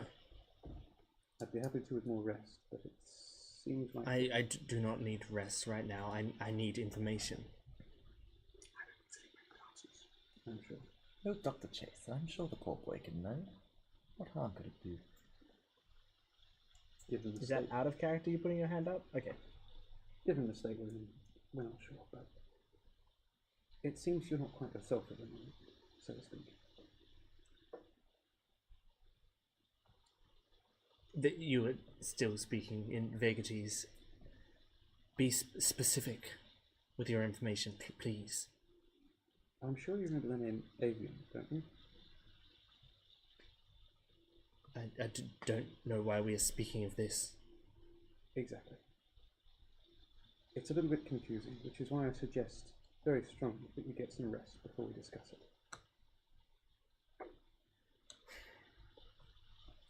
Someone else may have my water. Slam my book shut and just go on to... I procured lodgings upstairs. I'll bring you up the water once we've got some time to clean up. Please. Just nod and walk upstairs. So, he is aware of Epion? Well, At this point, I suspect that they took a nasty bump to the head. As you saw, they teleported face down in the middle of the street, no doubt. That sort of thing doesn't exactly do wonders for one's mental state. Seems as though you're both aware of Avian. That was the name that they gave me when they introduced themselves, and like we said, a little bit confused about who they are. Avian wasn't aware of Davia. Well, Davia seems to be aware of... I'm sure that they'll come out with their best. In the meantime, the good doctors, well, I've only known them for a short period before this, but they were always somewhat erratic. Give them time. Right now, I don't think if they are themselves, it's worth troubling them. If you say so. So, if you're not a doctor that works in medicine, what kind of doctor are you? Political science. It's a little bit wordy, and I don't think the present company it's worth explaining much of, but let's just say I've worked with Dr. Chassis on and off. We have a mutual benefactor for some of our studies. It's fairly boring, complex stuff. I'm sure you wouldn't be interested as I interned to the cat and strange leaf person. There you go. The bartender just comes up to you and hands you the drinks, and that will be 5 silver for the room. And I'll pay you that, and then an advance of 3 silver, just to say that's overnight, right? 3 silver overnight for a double portion of rations. I'll let me stay here too. If you'll excuse me, and I'll take my drink and the bowl of hot water and head upstairs. I feel like maybe there's something. You know, I feel like that man, not him, the other one, what's his name, Dario, was onto something. Oh, actually, you brought that up too. Maybe we should have a bit of discussion about a little, what's it called? Febreze, about what happened before. Well, they're both being a little strange. But No, I meant the funny creatures that were attacking us. they have something to do with the colors, and it seems like everything does right now, and that's all I know.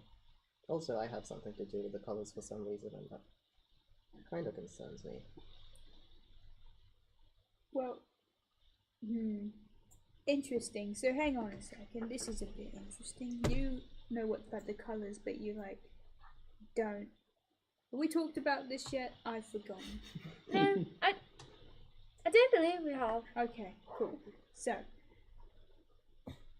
you know about these colours and you're aware that they're happening, and you know you have something to do with them, but you don't know what. Well, my powers have to do with the colours, and the creatures' powers do as well. Perhaps their existence itself.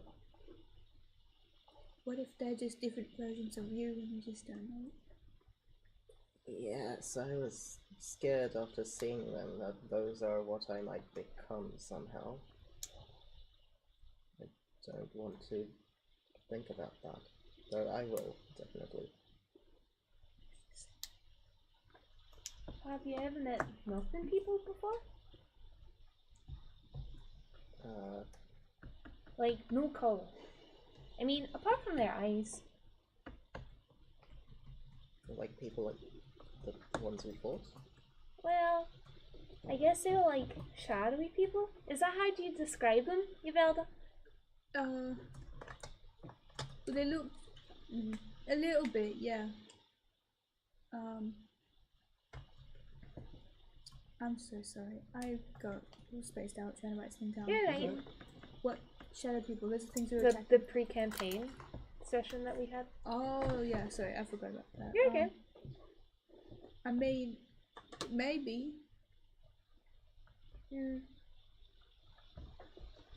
Well, one's named Kevin.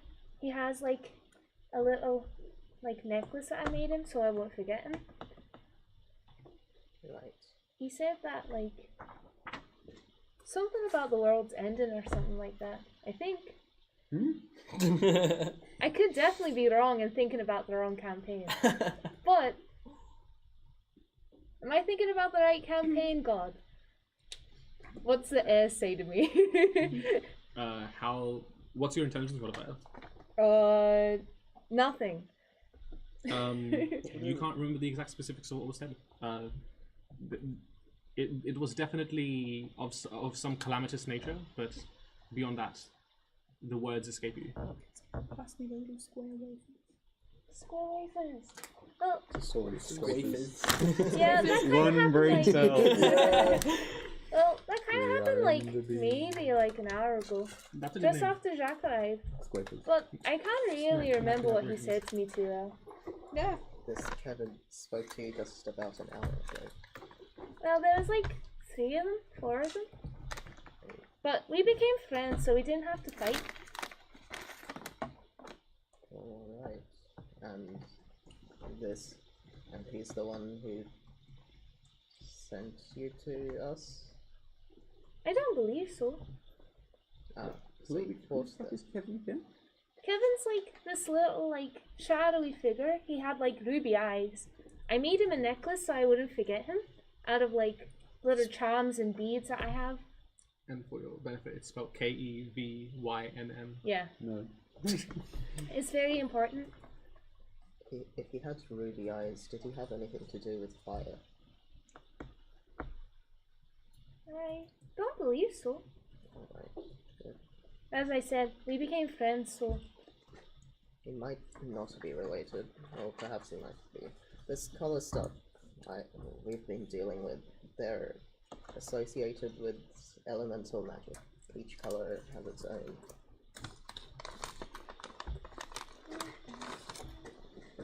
As you saw, with the flashes of light across the city, it started with fire and went all the way to force, I believe. yeah. I've never seen anything like it back at home, so I don't really know what to do. If my pal was here, I think my pal would know what to do, but... What about you? Hmm. Do you know what to do in this situation? I was going to start a dream journal from Nathalie. They didn't seem especially thrilled about the idea, but apparently their dreams hold some credence, so it might be worth noting down. A dream So journal far- sounds great. So far we only know one, and I journal Think quite a lot on hard. my own. What dreams can you recall? What can you... DM, any other significant dreams? Not at this time, no.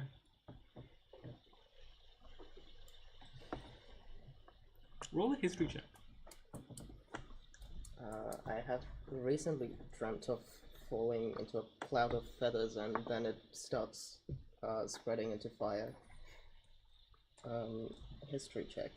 Mm-hmm. That is a 6. Yeah.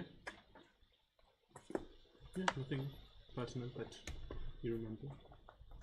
Well, maybe they don't know anymore because they haven't had them yet. Well, that's entirely possible, but... Well, if there is a connection, I would be very interested to work out what it is. Best I can think of, the people who were after me that we fought a while earlier, they were the ones responsible for giving me these powers. They might know what the same powers have to do with natural disasters and strange, shriveled humanoid creatures. Do you know anywhere where we could find those types of people? Wait, you said the people we fought an hour ago. Oh, no. No. That's not... Sorry, I'm not here, but what did you say, the people you fought an hour ago? Is that in the pre-campaign. Yeah. Just making sure, yeah. Do you know where they could have come from? I'm sure they have some.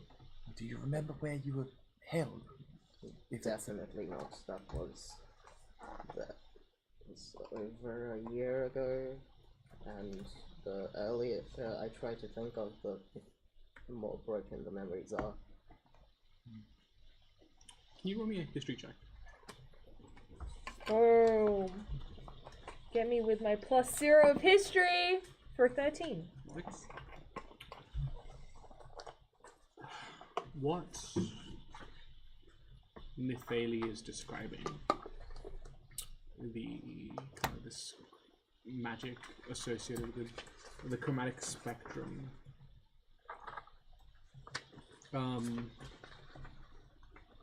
You remember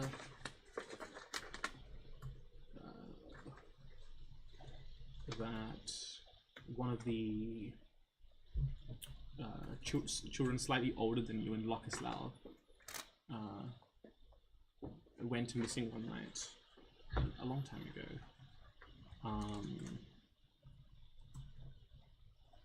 They had a similar affinity for color, and they had a similar heterochromia to Nithali.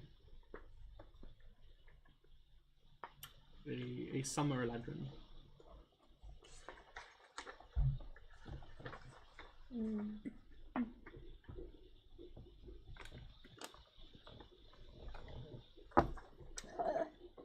No pen! So you went missing from where? No, this is someone else, I think. I'm so confused. But as in you were abducted by someone that you don't remember, is what you're saying. And something similar happened. Great. We have recently found a name, the Guild of the Obsidian Flame. Good if I was there to write that down. If that rings a bell to any of you, it would be helpful. I kind of doubted that it does. They seem to be secretive. Based within the city there.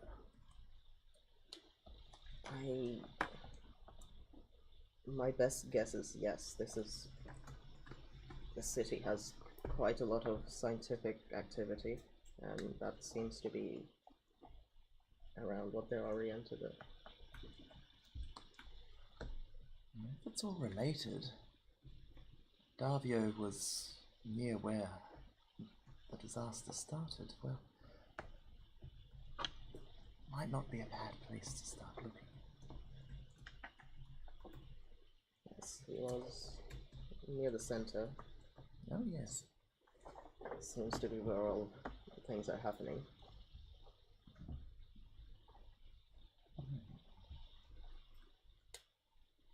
Have you ever heard of Lockersau before? No. What did you call it? Lockersau? He keeps saying LOCH, yeah.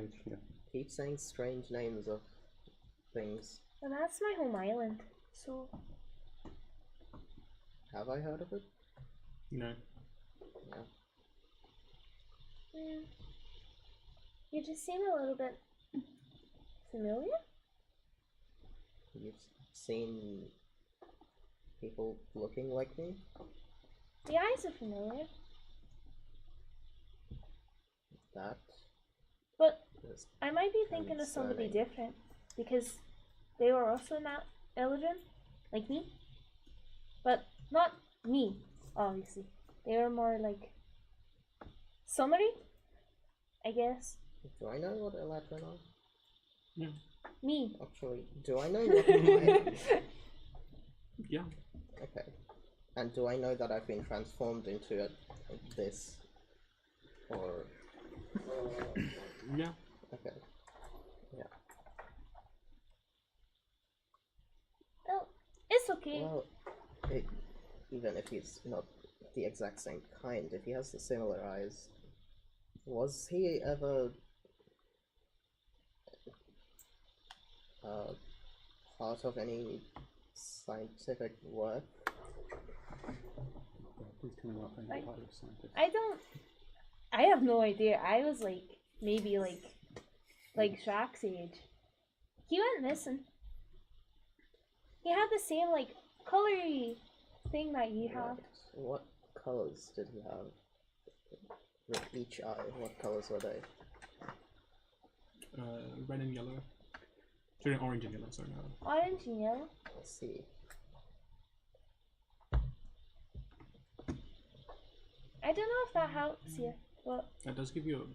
That does remind you of someone you've seen. In the labs? Yeah. Captive like you, much younger than you, maybe 10, 11 years old kid. Orange and yellow eye. Like, if this would be just a vague image of someone during my escape or something like that? Or... No, someone someone who was experimented on with you. Okay. Oh, that's a battery. Battery. I'll do it. And I know that person was also an Eladrin.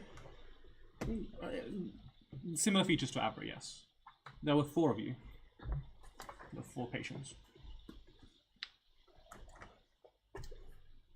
Actually, orange and yellow reminds me of one of the other subjects. He was there. I don't know if he escaped like me, but there were more than me who just escaped. So he could have.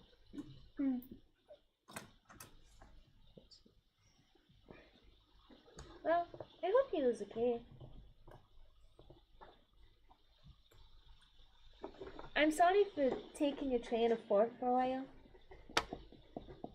Taking like what? Well, I mean, we were talking about like serious stuff, and then I butted in and said lots of things, and my mom always says don't do that because people might be having really important conversations. Oh, this might be serious stuff itself.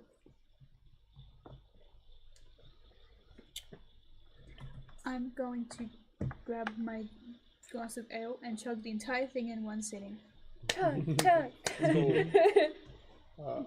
I will turn back into a human, or not human, an elf, and ask, what were the other eye colors of the other people you were trapped with?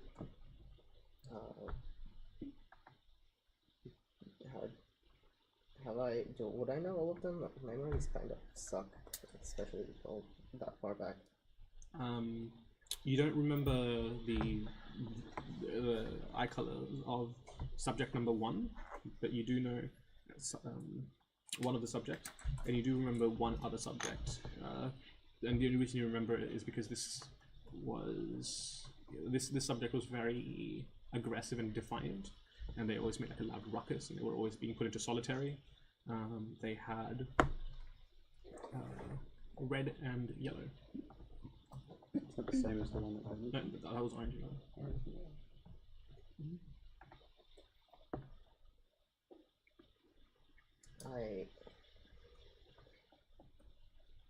I can think of one other that had red and yellow. Forgive me, I don't believe I've spoken to any of these, and if I have, I don't remember. In a way, I was a different person at that time, and this isn't a nostalgic thing. I was almost literally a different person. Do you remember what color? Were your eyes the same color as they are now, or? No, this is an effect of gaining this color stuff. Do you remember what color your eyes were? I haven't written it down. I'm pretty sure it was amber, brownish color. I was of your kind before. A child. So you did not always have different colored eyes, or no? It was after being in that place. Interesting. Which is why I wonder if your friend had been there too. But if he's from this island so far away, but has possibly similar abilities, they could be spread worldwide. I was simply thinking if the eye colors of the people that were there were related to the blasts of color that affected the city so badly, and there may be a connection there.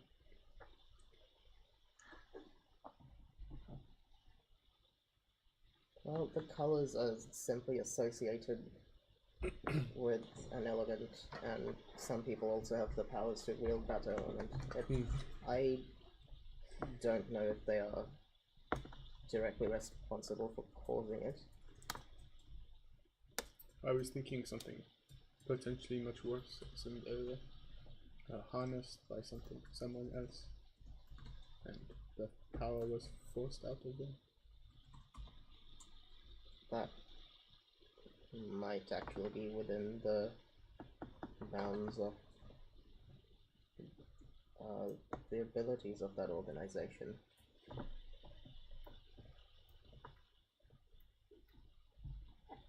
It's really hard, like 4-year-old, 18 intelligence. But you're doing very well. You're doing very well. Thank you.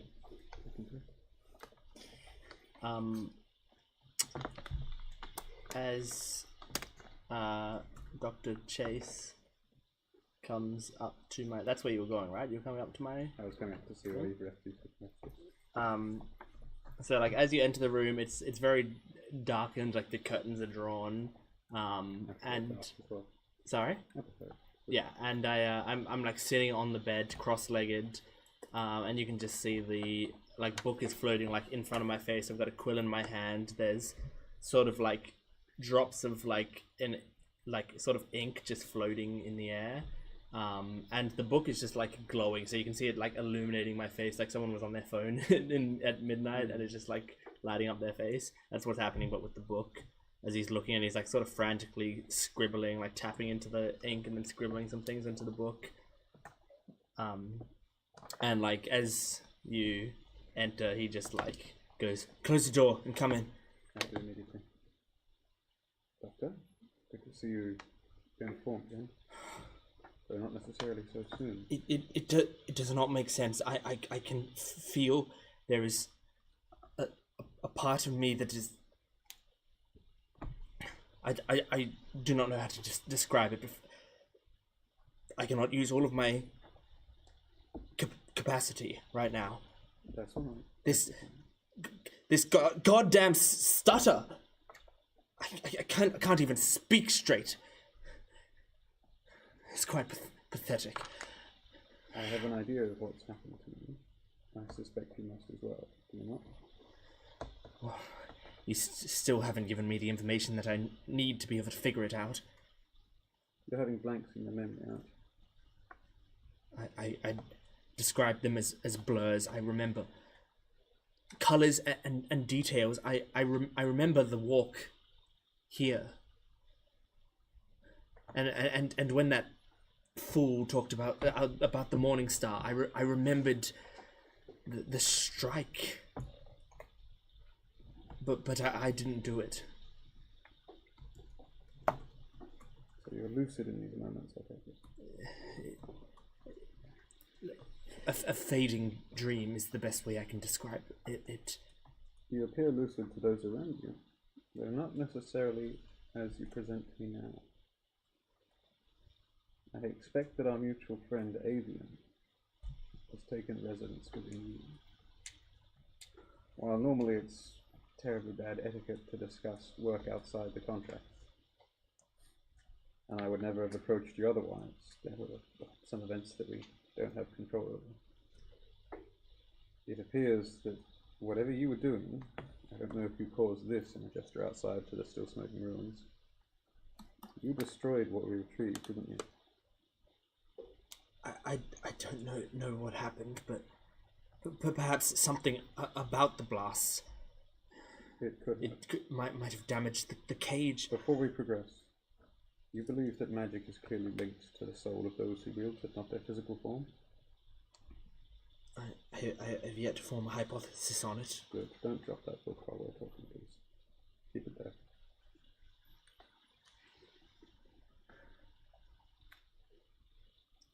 You say that soul is possessing, is stealing my body.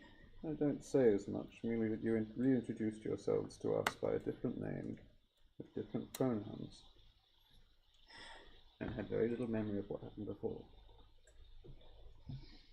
You explained to me, Doctor, that your last memory was of 4 years ago on a battlefield. That you took part in a rescue mission and believed yourself to have died. I vaguely recall that coming out of my mouth. I suggest we proceed very carefully from this stage, lest this presence is hostile. Obviously, there is no compulsion on you in this part, but I'd like you to trust me for the time being. This information that you've sourced is valuable. I'm sure not just to yourself, but to others that need it as well. For the progression of science, I'd say. I'm willing to work with you pro bono for some period. It looks like you need support in your current state. As much as it pains me to admit it, I believe I do as well. And admittedly, as panicked as I have been, the decisions you have made thus far have seemed apt. Like I said, discretion is my main goal.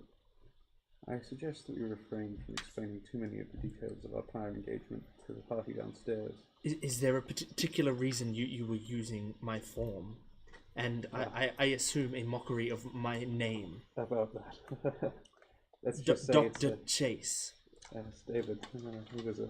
He was to be a good man, but well, let's just say that I need payment for jobs as well. And your payment was my identity. So to speak. Such that what you had done could be tied back to me. Fear not. In the same way I gave you that coat, now that you've got this stupid fucking thing, and I point to the scar on your head, and the matching one just to the side of mine, it's too close. People, well, now if I did something, it would really come back to you. I'm glad to know a physical deformity is what I had to gain for you not to try to screw me over. I would never have impersonated you directly, Doctor. Merely the aura you give off. It's valuable at times. People would have trusted you based on your knowledge. But now, obviously, given something so distinct, it would have been too easy to be misrecognized for you, and that's not the sort of exposure I want, or I'm sure attribution you need. Well, I cannot exactly blame you. Consider yourself a desirable man to be. Not from where I'm standing. But not. I'll depart now. Once, as I said, you have my word, I'll retire this form. It's of no use to me. Once I've had a chance to change, introduce me as your aide. I'm sure you've got lots of hires that are nameless things, so I'll come back to you within a day. The ladies and gentlemen downstairs, one of them's 4, I'm sure they won't notice, at least they won't mind. In the meantime, clean up, take some rest if you can, and whatever you do, try not to let Avian know about this. I'm not certain yet, but given the nature of their liberation and the unwilling bonding that you've gone through, I wouldn't want any conflict between the 2 souls in your body. I'm sure that I'll learn to recognize when you're you and when you're not. And when you're not, I'll be happy to guide you through it to make sure that you don't end up somewhere you'd rather not be. As it stands, give me some time. I'm sure we'll have things sorted out. Very well. Is there anything else you need to see? I would like to wake up from this nightmare. So what was it? 1.5 million people? Maybe they will too. Until the moment. Yes. And I'll head back downstairs. Alrighty. Back at the table, like after the discussing, Nathaniel is sort of just sitting there, one hand resting his head, trying to think back. And then suddenly he swiftly stands up without saying anything. You hear a squeak as the wooden chair scratches on the floor, and he simply starts to walk away. Yvelda is also gonna get up, and she's just gonna be like, right, I feel like, what was his name, Dario was right, you know, should do something about what's going on. And as an adventurer, it's kind of my thing that I, it's a promise I made to, to do. So I know he's going for a rest, but surely he's well enough that I can go on there. He can come and help me out. You going upstairs? I'm gonna go upstairs and politely ask. As But I will let people do what they want to do first. Oh, you guys get anything? You guys get anything? I'm probably going to chase them if they haven't. Okay. As you step upstairs, you'll meet Dr. Chase in the corridor, now in the sort of clean up in the adventure. Ah, Yvelda, wasn't it? Yeah, that's right, Dr. Chase. Yes. Well, at least. But yes, I'm so sorry to inform you that the doctor, he's not exactly feeling the best. He's asked us to leave him alone so he can have some rest. Right. Well, you let him know that I'm doing what old mate said. I'm gonna go and help the people. The door opens to the room, and you see like walking out without the glasses and with the hair now like down to the shoulders, like just my hand on the door, and I'm looking around. Is everything all right out here? It's fine, thank you. He looks fine. She. Oh yes, you're right, because there's 2 of them. She looks fine. It must be awfully confusing. I Don't worry. apologize. Evan, we were hoping that you'd be able to stay here for some time to recover. The doctor, you, I should say, took a rather nasty hit or 2. You're not feeling well, apparently. Go back to bed, don't worry. I'll help. If others are working, I would feel terrible to stay inside and not be working as well. This body, I can tell, it is not as damaged. There was some healing magic that was placed upon me recently, and I'm sure, but healing magic only goes so far for the physical form. Given the nature of your displacement, we worry that there's been a few head injuries that'll take a little bit longer. I've already paid for the room, you see. Would you mind? Would not want to hurt your kindness. Merely, Are you sure it will be okay? She flexes and you watch as she flexes and mom's like, look at this, see, I'll do the lifting for the 2 of us. I'll happily accompany you, brother. If you need anything at all, please come back and ask. No, I've worked as a research aide for some time, you might recall, so, sorry, you won't, but it's nothing less than I can do to take care. She looks up to you and she's gonna give you like another gentle pat on the head and she's like, don't worry. And you let, you can let Dario, because there's 2 of you, right? Dario know that I'm doing the heavy lifting for the both of them. I'm sure you can leave a note for yourself, should. If need be, yes, I could do that. Please, just for the afternoon. See you later. Avian. Yes. I remember. Ivelda? That's right. See, we're I in do sync. not know why I know that name. I don't know if you've introduced yourself to me directly, but it is in my mind somehow. I don't know. I think, she just gives you a thumbs up and she walks off. Alright. I'll do my business. I'll be down with you in 2 seconds. Let me just make sure they don't hurt themselves or anything with it. Let's go. And I'll just nip back off to Avian. Avian, I don't exactly know how to explain this to you. I'm sure you've worked out a lot of your situation as is. The good doctor is, well, he's a little bit more worried than I'd like about the situation that he's found himself in. Obviously, he's not really used to sharing. And I just wanted to make sure that you're taken care of. Yes. I understand it's a lot to ask, given that we've only just met, but I've tried to keep him somewhat complacent so he doesn't do anything rash and try and hurt you or himself. But would he do that? Let's just say he was always a little bit erratic when I knew him before.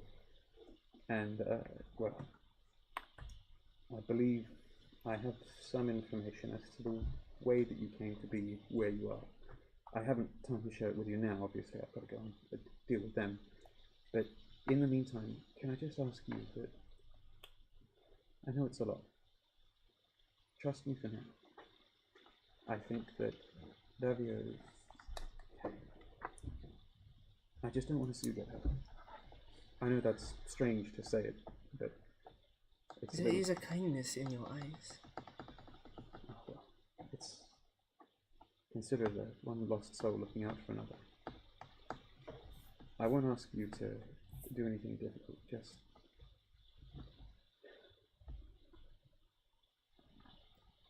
She puts her hand on your shoulder and like squeezes it with like a surprising grip.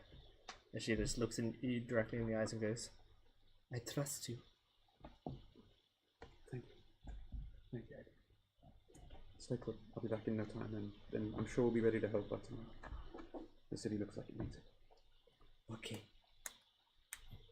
I'll turn and head back downstairs to catch you up. Now that my face just drops.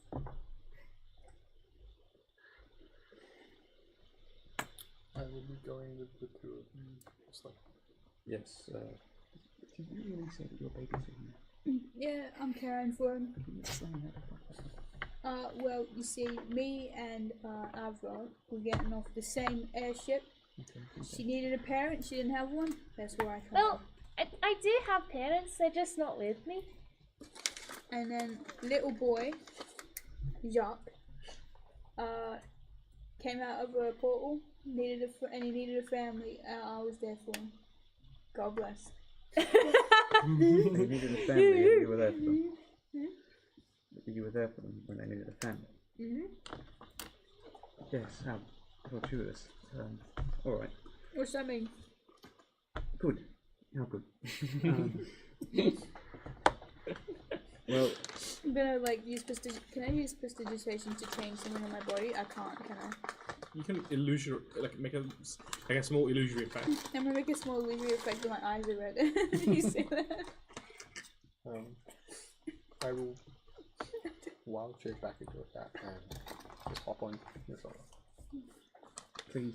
Well, I guess it doesn't really matter. There's like a black shirt on in his cat caramel. That's alright. I used to be a washerwoman. Anyway, in the meantime, I presume you plan on going out into that and trying to dig through rubble and fight off pools of acid? Yep. Yep. You know, you got part of being an adventurer is that you got to do good. An adventure. Yeah. Of course. Prophesize to save the world or something while we're at it. I think. And that's what Mineral said, and I kind of Who? pull in my gyroscope. My friend. I've got a friend who lives in here. You got a what that lives in where? Yeah, I've got a friend who lives in my hourglass. Called Mineral. Mineral. Well, that's what I call him. And you know, we talk sometimes about stuff. I mean, look, not to be rude or nothing, but I don't think. Hold on a minute. Let me think about that. All right, they get kind of they could talk to me sometimes like I'm not a friend, but I think we're friends. You But- talk to an entity in your necklace. Yeah, You adopted 2 children today. yeah. I And see you've been if doing this for 5 years. Yeah. A lot of children. Doesn't everyone talk to beings in their necklace? Yeah, I see. I'll bring them out now, and I'm gonna like move the hourglass. Okay, roll a d100. So, if nothing happens, that is all I want. Is that she spins Devin. No. I'll drop it in Sorry, here. Okay. It won't resolve properly. It won't resolve It has to do it on a hard table. You can do it, but it won't land properly. Or do it on Can I another. do it on a different like table? Do it on your laptop screen. You can do it on this Do it on table. It's this fine. It's fine. We Just do don't it. give up. Jordan's giving us a seal of approval. But everyone went no. Jordan's no. giving us. Just don't drop it. Roll it. Do you And guys then you have to think, be ready Like to a catch bowling ball. Like a bowling just- ball. what kind of person do you guys think I'm gonna go boom? it. I was gonna do it. And now we have no idea what it is. Because it sits in the middle of 3. 58. 58? Okay. I see this is the most center. Yeah. See, guys, you can trust me with this thing. As you- I'm well Devin's a behaved. pro. I'm well behaved. As you just flick the hourglass, it starts out, you know, slow with like a little ticking.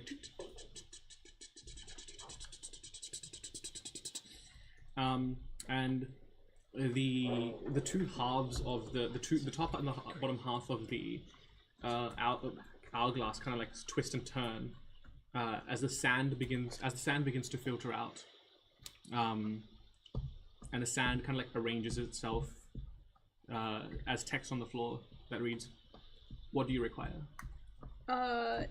I'm just introducing you to my friends. That's all I require. Is a hello, you know. Yeah, you see in front of you the sand forms the text "hello" and "goodbye," and then re-enters this hourglass and it clicks shut. Oh, you must be shy today. Yeah, definitely a magic friend in an hourglass. Well, I can speak to air sometimes. You can speak to air. Well, I forgot to mention in my character description is that there is just a constant, like, breeze or wind or air movement that is just kind of circulating around Avra. The air is kind of like my friend. The wind always finds a way to get information to me. Of course. And I can also speak to them, but not as often as I believe Uvalda can. And maybe because she's older than me. You know everyone speaks with the air, right? Do they? I mean, But you said that people don't speak through their necklaces often. no, people speak through their mouths when they breathe out.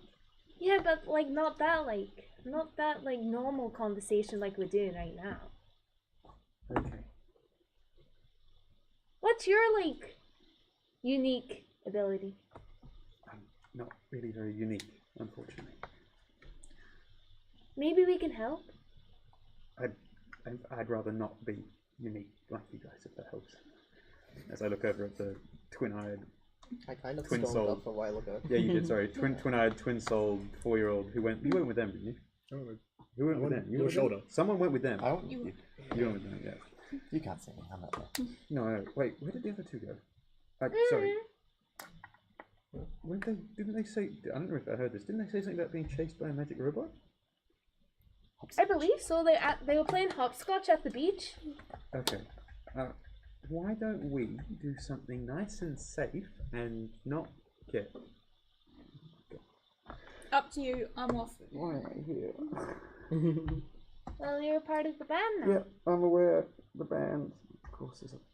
I can teach you like how to play the triangle. That's how I started. I'd be delighted. Okay. You got yourself a deal. Can I? Yes. Can I Yes. lead Get to use. these guys, complete with cat, to wherever looks like the most visibly unaffected areas of the city, so that there's nothing going on and it's just a long walk? Sure. Yeah. Roll a investigation check. Oh, it's really low. I'm gonna get lost or lose them. Well, I'm on Oh, your no. shoulder, so you're not losing me. I know, but you jump off at 6. Okay. I simply see something dangerous and I'm like, I have to help them. Here's what we do. Alright, Looks No, like actually, you someone's- don't see Evelda. Evelda just walks off. Yeah, that's what I mean. I can totally see, like, I'm looking at, like, the cat on my shoulder, and look around, and Yvelda's gone, I'm like, what the fuck? And I look back at you, and you're gone. I'm like, oh god. And then there's a pumpkin on your shoulder. How old are you, by the way? How old am I? Well, how old are you? How old is John's kid? Dr. Chase looks to be around about, probably like early 30s. Oh, I think he's trying to order me around like he's older than me. Like, No, he's sort of weathered. He's not super old, but he's sort of, or make me like 30s. I can't remember. come on, boss me around. Whatever, literally whatever fucking Jordan described himself as. Off I go. Davio looks to be in his 30s, so early 30s. Okay. Well, with 1, 2, 3, and 4 headed into the city What to. time? What time is it now? When we head out? It would be like mid-afternoon, early evening. Thank you. So 1, 2, 3, 4 headed into the city. You head off and you chase. Yes. Yes. Don't split the party, guys. I'm kind of just walking, it would be kind of south from here. But yeah, you just see me walking at a pretty fast pace and I didn't say anything. I probably won't notice you until you get close. I have terrible wisdom. I make a point of making myself noticed. Is everything alright in the Bailey? See, you're always here to help. Always here to help. You seem troubled. Not Something you any haven't- more troubled than the rest of the city. Simply did not want to think that far back that it's unpleasant. And I apologize for pressing the matter. you are not the one who pressed it. Either way, why? I certainly I've made- started it, though. Fault can be placed on me. That's alright. Well, I've made a life here simply trying to avoid what I escaped, and here it is, coming back, crashing the entire livelihood of the city, killing 1 million. You don't blame yourself, do you? No, but I also... I simply don't want anything to blame. I simply wanted to run away from it, and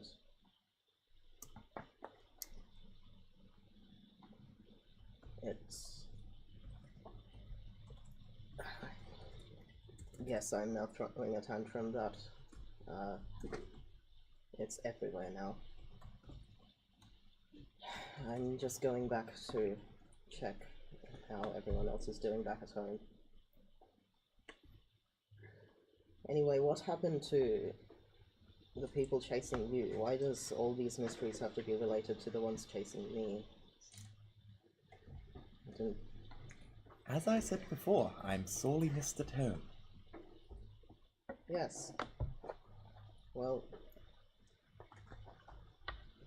There's a very delicate ecosystem where I come from, and, well, if one of the cogs falls out of place, they move mountains to try and replace it, or at very least get the original cog back. The original cog. Is this something you're referencing, or simply a metaphor? The Underdark isn't a kind place. If anything starts to fall apart, it falls apart very quickly, and often conditions are so inhospitable you can't put it back together again. That's why it's so vital for my people to reclaim me, but I have other plans. I think Well, I tried to have other plans too, but it seems I have to deal with whatever they made of my past. And now Only my if you present. want to. Again, you're not responsible for what's happened. I see a lot of potential in you, but not the potential of a mass murderer. Not even remotely. Perhaps there is a connection somewhere. For some reason, I want to figure it out, and I don't like it.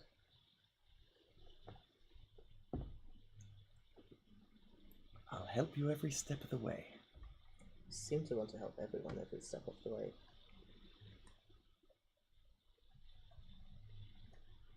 What I said about being a cog in a machine, it's more literal than you might think. It's not something I want for my people anymore. And I hope that here I can guide others to find the success that they desire. Maybe I can bring that success home for the people I love. Do you have any grand plans of freeing them all? Nothing actionable, but it is a dream. Fair enough.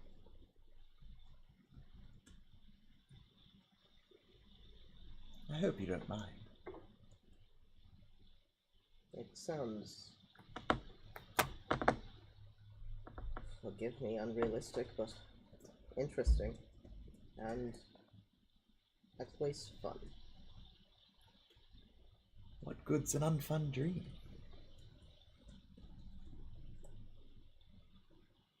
That is true. So, where are we headed? Towards the edges of the scrolls, I believe, if we were just at the harbor. It's gonna take I don't know the scales, but how long have we been walking for? About 10 minutes or so. Yeah, I don't think. Well, You'll be about another. Let me just have a look. 1 second. I don't think we'd be about leaving the core. Into important. And then the city map is here.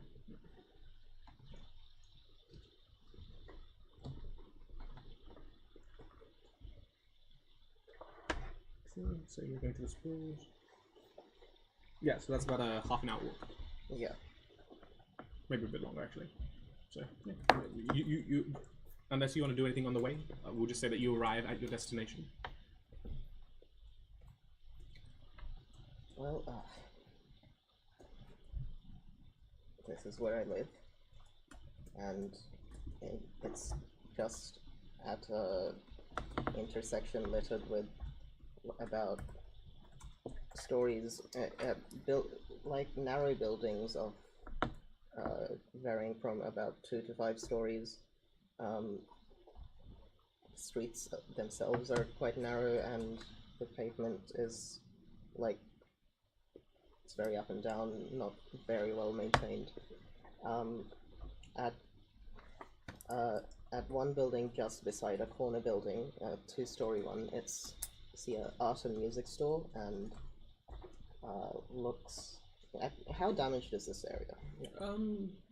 30 to 40%. Well, I imagine it won't be open right now. Maybe a window or 2 are broken. Inside,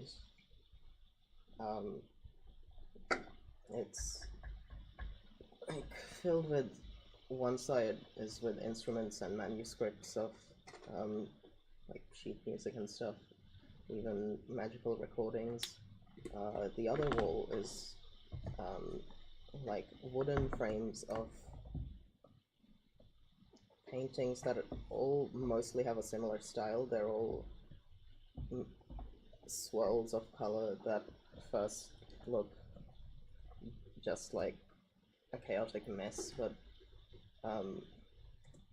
if you look into it, they sort of take shapes. Like some of them might be like an ocean filled with waves, and then creatures in it that sort of blend into the water until you try to look into it. And other ones might be people standing around, and their hair has flowed and blended into the grass behind them and stuff like that. Upstairs is the living space, where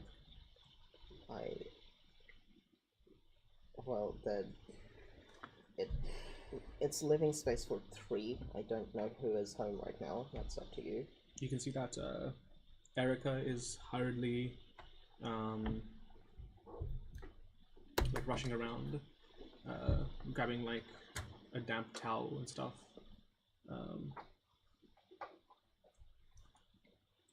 Fairly, and she kind of like this person nods to you. Hello. A pleasure. One second, Katya is injured, and I just need to make sure that she's looked after. I'll be with you in a second. I should help as well.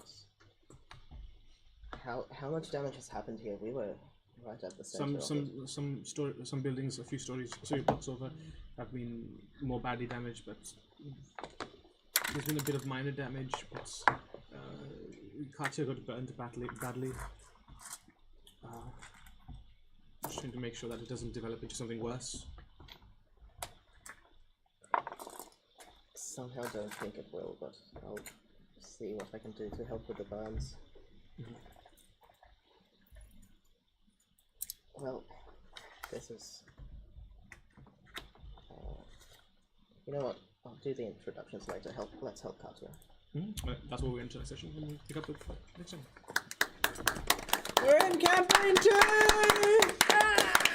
What cool characters, guys. So cool.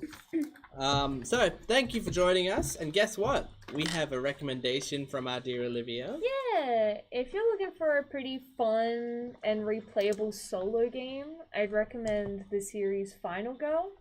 It's set on many different horror classic films, like The Thing and board Alien. game, right? It is a board game, yeah. It's a board game series.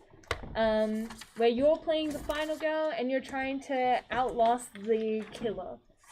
You can mix and match them. There's a whole range of different villains and different gameplay mechanics in them, so it definitely feels really fresh and new when you play through. I own quite a lot of them now because I really enjoy it, and it's one of my favorite solo games to play, so yeah, definitely take a look at it. It's a good one. Wonderful. Well, thank you everyone for joining us for campaign 2. Make sure to support the videos and the streams, and subscribe to our YouTube channel and follow us on Twitch, as well as you can follow us on our social media like Instagram, Facebook, Twitter, Tumblr, or X and Tumblr. We are Dice Rev D&D. It's at the bottom of the screen now. You can go check that out. Yeah, thank you for joining us, and we will see you next week. See you then. Bye. Goodbye.